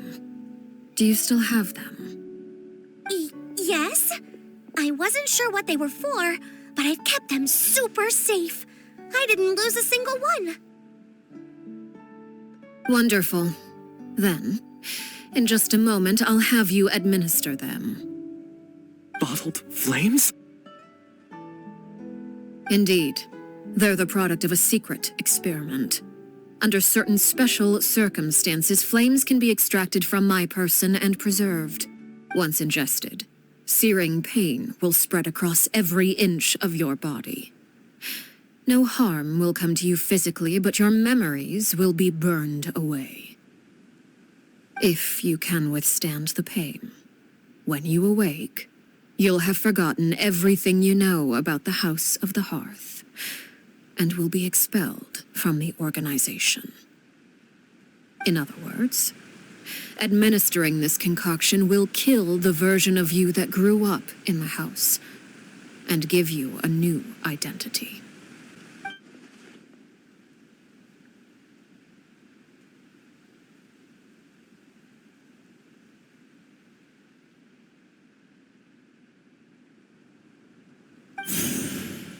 Memory is a mysterious thing indeed.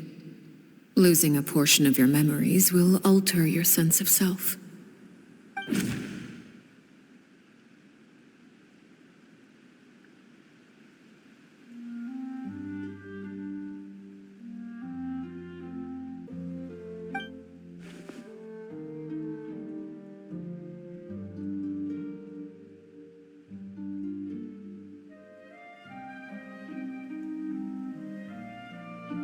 So, you're just letting us go, Father?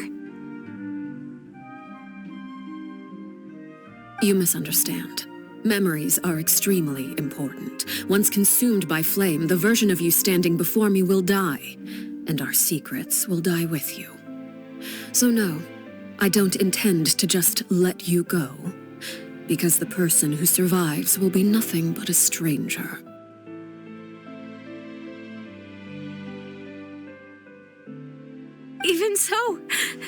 Even so, I won't have to live in fear anymore. I'm sorry, Father. I'm sorry I let you down. But I really... Don't cry, filial. You haven't left the house yet, so there are still rules to be followed, yes. Remember what I taught you. Anger makes you impulsive, sorrow causes you to waver. Don't let yourself be controlled by your emotions. Of course. I'll remember. Dry your tears, and go pursue the life you really want. Yes, Father. Chaplot, Foltz, Elwar, take them back to Poisson. And bring Lenny and the others as well. I prepared 3 extra vials of bottled flames. As for whether to take them, the choice is yours. Goodbye, children. The next time we meet, I will no longer be your father. Thank you for all you've done for the house. I hope you have bright futures ahead of you.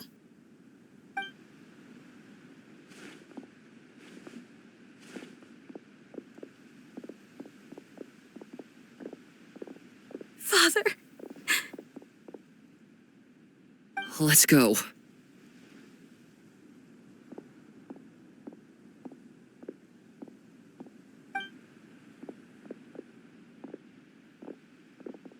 Here, grab my arm, Lenny. I'll help you walk back. Thank you.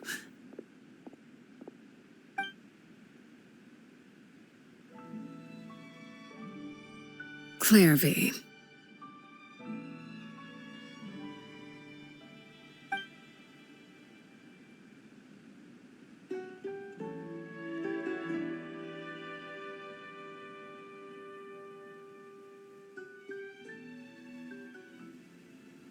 Can we talk now? I've been waiting for a super long time. You really are Perry, aren't you? I haven't seen you in so long. How come you're all grown up? Wait, did I somehow travel to the future on accident? Or am I dreaming? What a long dream. Neither. You died, Clairvy. That's what happened.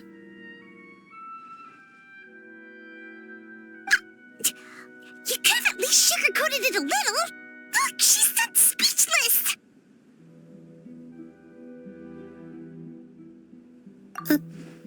Oh. Okay then. Huh? That's it? You accepted it just like that? Yep. If that's what Perry says happened, then I believe her.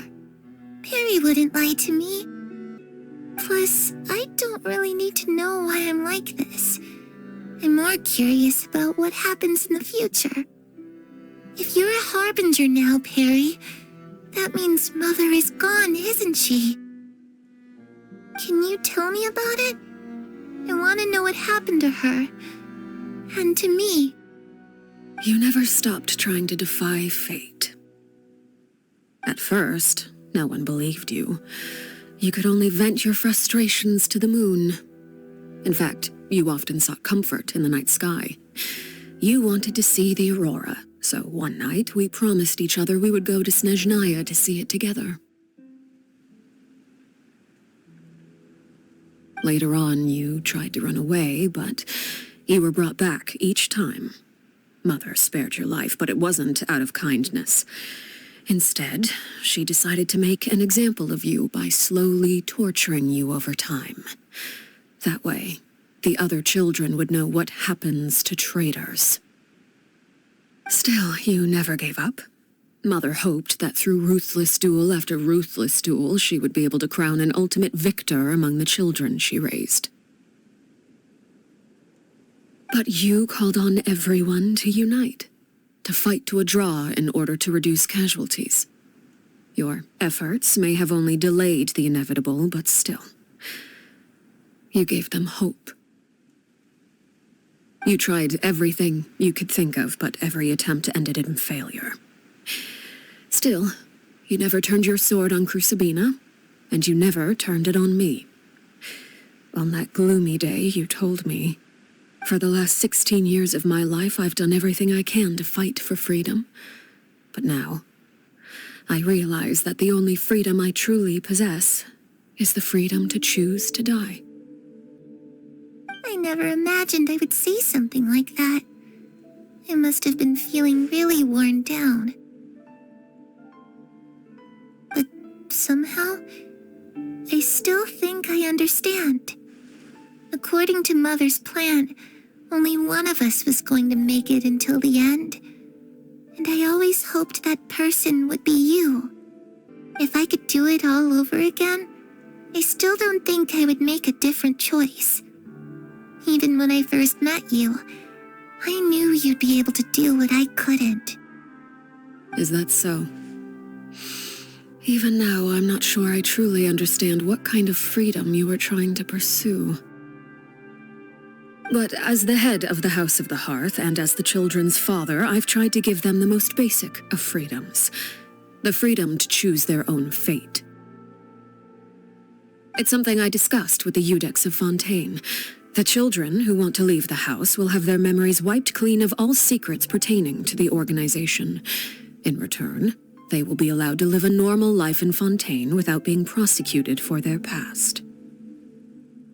Of course, I won't simply hand freedom to them on a silver platter. They have to fight for it and prove themselves worthy of it. Only freedom that is earned has true value. That's more than enough. That's exactly the kind of life I was fighting for. You know, Perry, think you're a pretty amazing king, and a really great father, too. I'm really happy that you're the one who took over the house. I guess I do have one regret, though. I still haven't seen the outside world.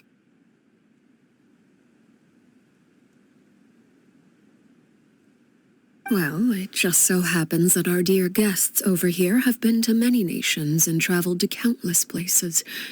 Perhaps they would be willing to tell you what the outside world is like. Really?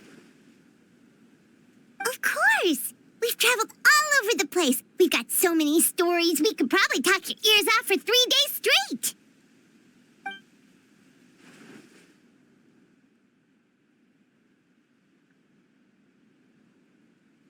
Those yokai you mentioned, what do they look like? I once saw a drawing of this one guy with horns on his head and a super scary face. Are there any yokai like that? Oh, sounds like you're talking about an Oni. Yep, we've met one, and let Paimon tell you, they're not nearly as scary as they look. You know, I used to dream of being a bard. Playing the lute while singing into the winds of freedom. Even if there was no one there to listen, I would have continued to sing no matter what. Ah, that's where Mora comes from. I never knew that before. If I had some Mora, I would buy 3 new dresses. One for me, one for Perry, and one for Mother. It's just too bad Perry doesn't like wearing dresses. And Mother, she probably wouldn't accept something like that either. I guess I'd just have to keep them all for me then. I could wear a different one every day.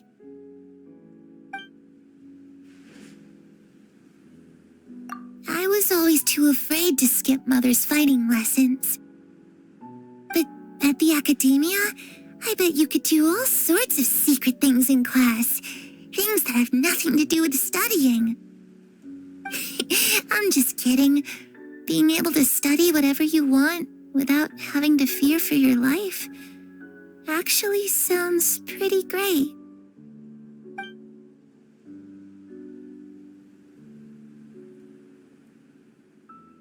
The situation was super dangerous. Lenny and Lynette were accused of committing a crime, and they were going to have to stand trial at the Opera Epicles. Oh no, that must have been hard for all of you. What happened next? Don't worry, we were able to turn the situation around super quickly, all thanks to Detective Paimon, of course. How'd you do that? Come on, tell me. Okay, so it was like this. After the failed magic show, we rushed to the scene and...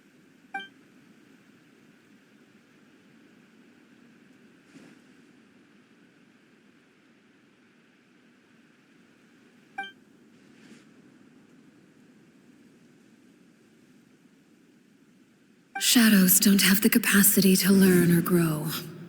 Any new information they encounter is quickly forgotten over time.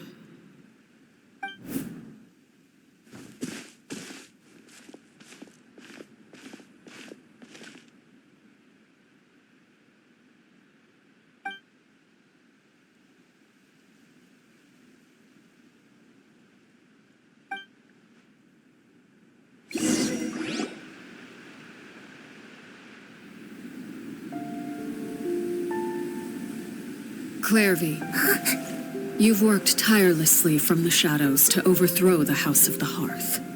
Now, by my authority as the Knave, I shall announce how this matter ends. You are hereby expelled from the House of the Hearth. You are no longer tied to this place, nor are you bound by its rules. You're saying that I can finally leave? I get to experience the outside world as well?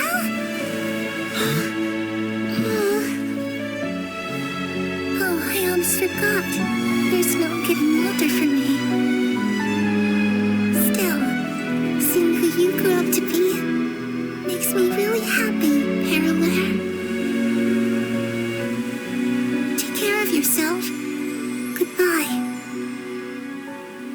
May we meet again someday.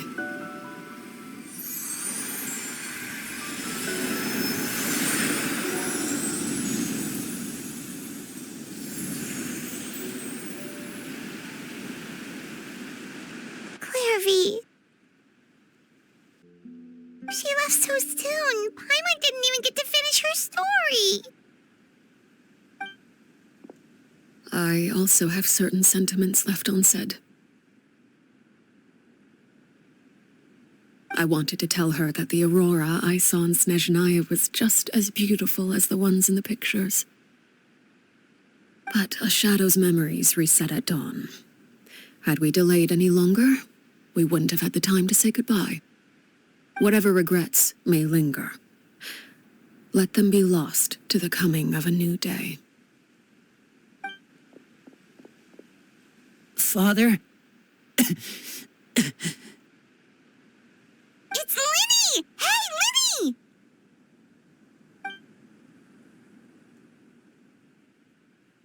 What is he doing back here? Let's go check it out.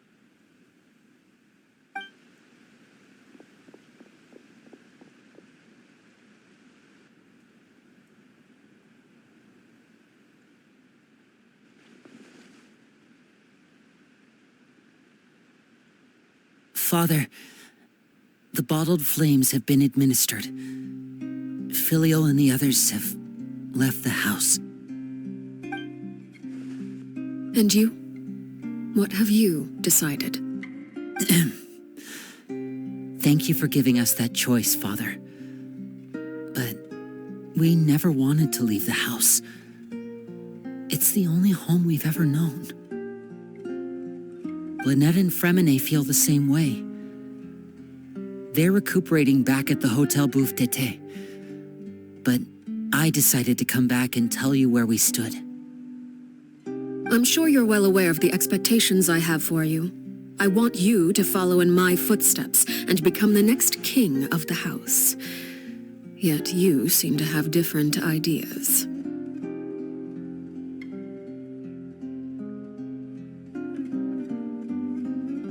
I must admit, I'm rather surprised by your decision to stay. There's nothing wrong with choosing to live a quiet life. Leading this organization is a heavy responsibility, one not so easily carried by someone forced onto the throne. I just never understood what you saw in me. What made you believe I was deserving of that throne? You're brave, talented, and, most importantly, you cherish your family. You would do anything to protect them, even if it costs you your life.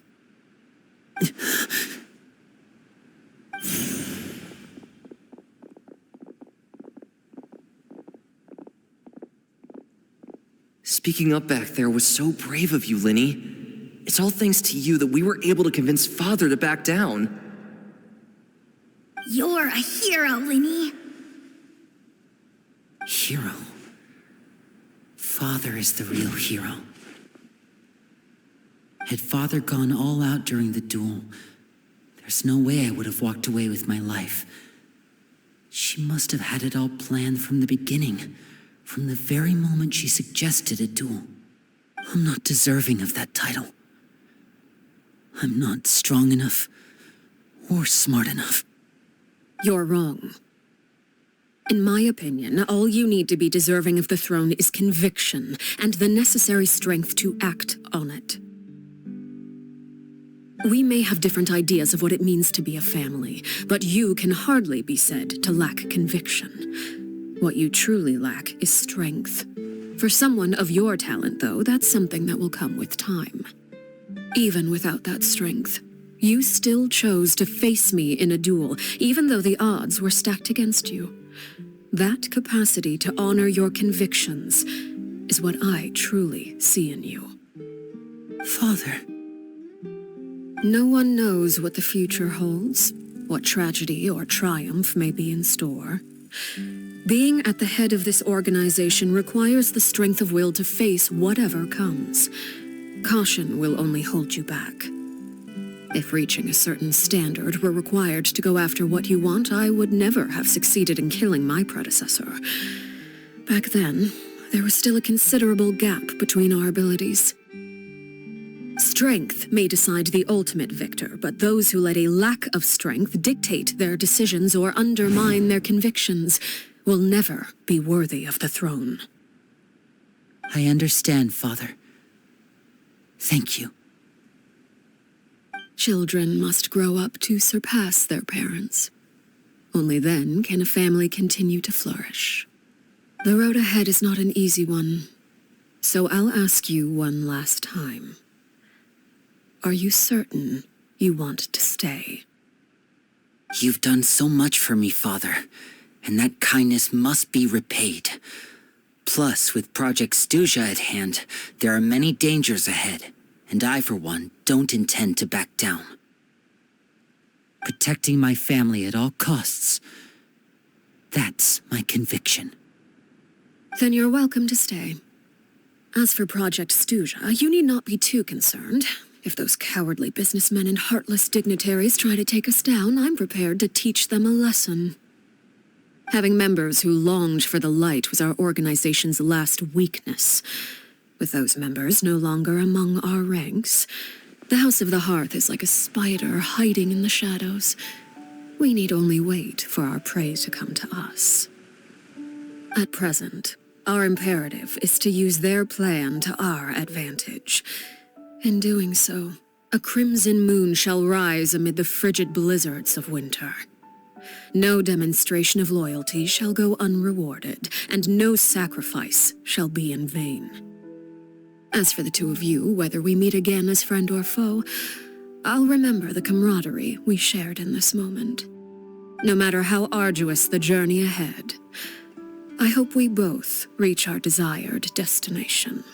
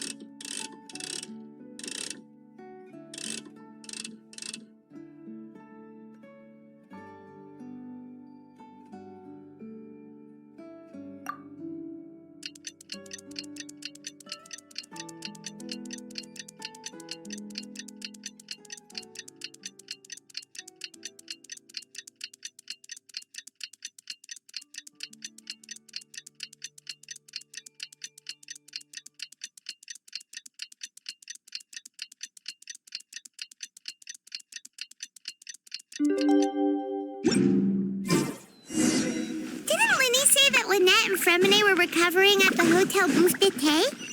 Oh, Paimon wonders how they're doing. Maybe we should go check on them.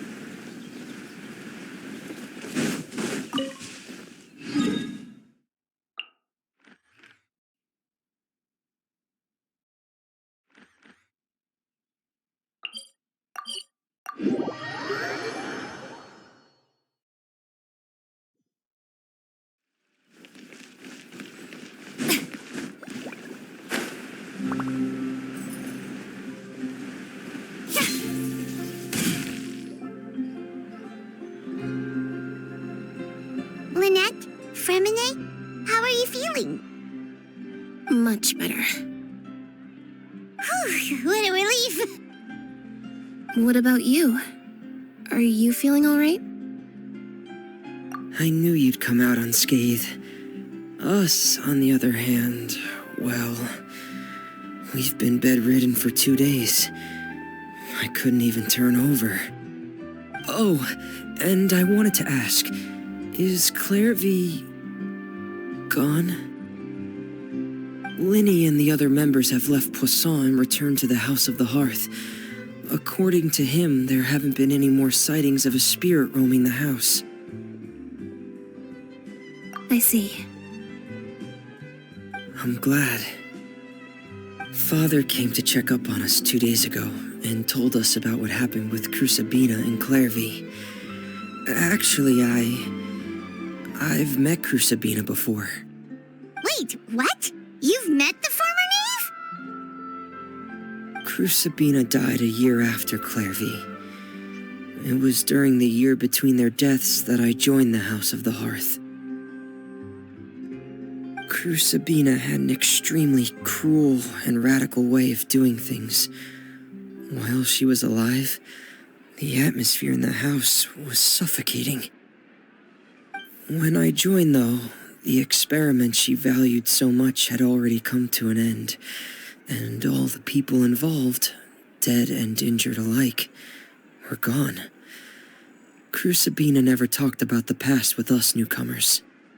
A couple of months after I joined, Father killed Crusabina and burned all her files. With that, the names of all the people subjected to her experiments, Clairvy included, were lost to the flames, along with the painful memories they represented. Father took in Lenny and me a couple months after that, but she never mentioned anything about Crusabina or Clairvy. It really seems like something she was planning to keep to herself. The last time you talked to her, did she mention why she kept it a secret for so long? She said she didn't want us to be affected by the darkness of the past.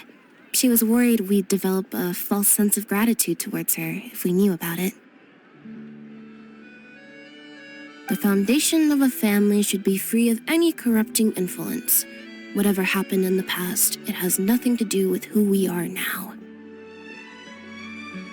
And that's what Father told us in the end. But I still thanked her for everything. It was only after hearing about what Crusabina did that I finally realized how insignificant our lives could have been. The members of the house meant nothing to her. To say that she valued them in any way, even just as a tool, would probably be giving her too much credit. If Father hadn't taken over the House of the Hearth, I probably would have already... Father rarely brings up the fact that she saved us. She doesn't believe that being indebted to her should be what ties us together. But even if we didn't owe her anything, we would still choose to stay. Because this is our home. We may have arguments or times when we feel wronged. Some people may even choose to leave. But as long as Father is here, we will always have a home. Whether the path before us is bathed in sunlight or shrouded in shadow, we'll follow Father wherever she chooses to go. So I wanted to say thank you for helping us make it through this crisis. Without your help, we could have lost a lot more along the way. Oh, we didn't do anything, really. Of course. You're welcome anytime. Are Filio and Nantoy okay? I actually saw them at a cafe this morning. They didn't recognize me. From what I could tell, they were drinking coffee and talking about one of the operas that started running recently. They seemed happy. If I had to take a guess, I would say they finally found the kind of life they always wished for.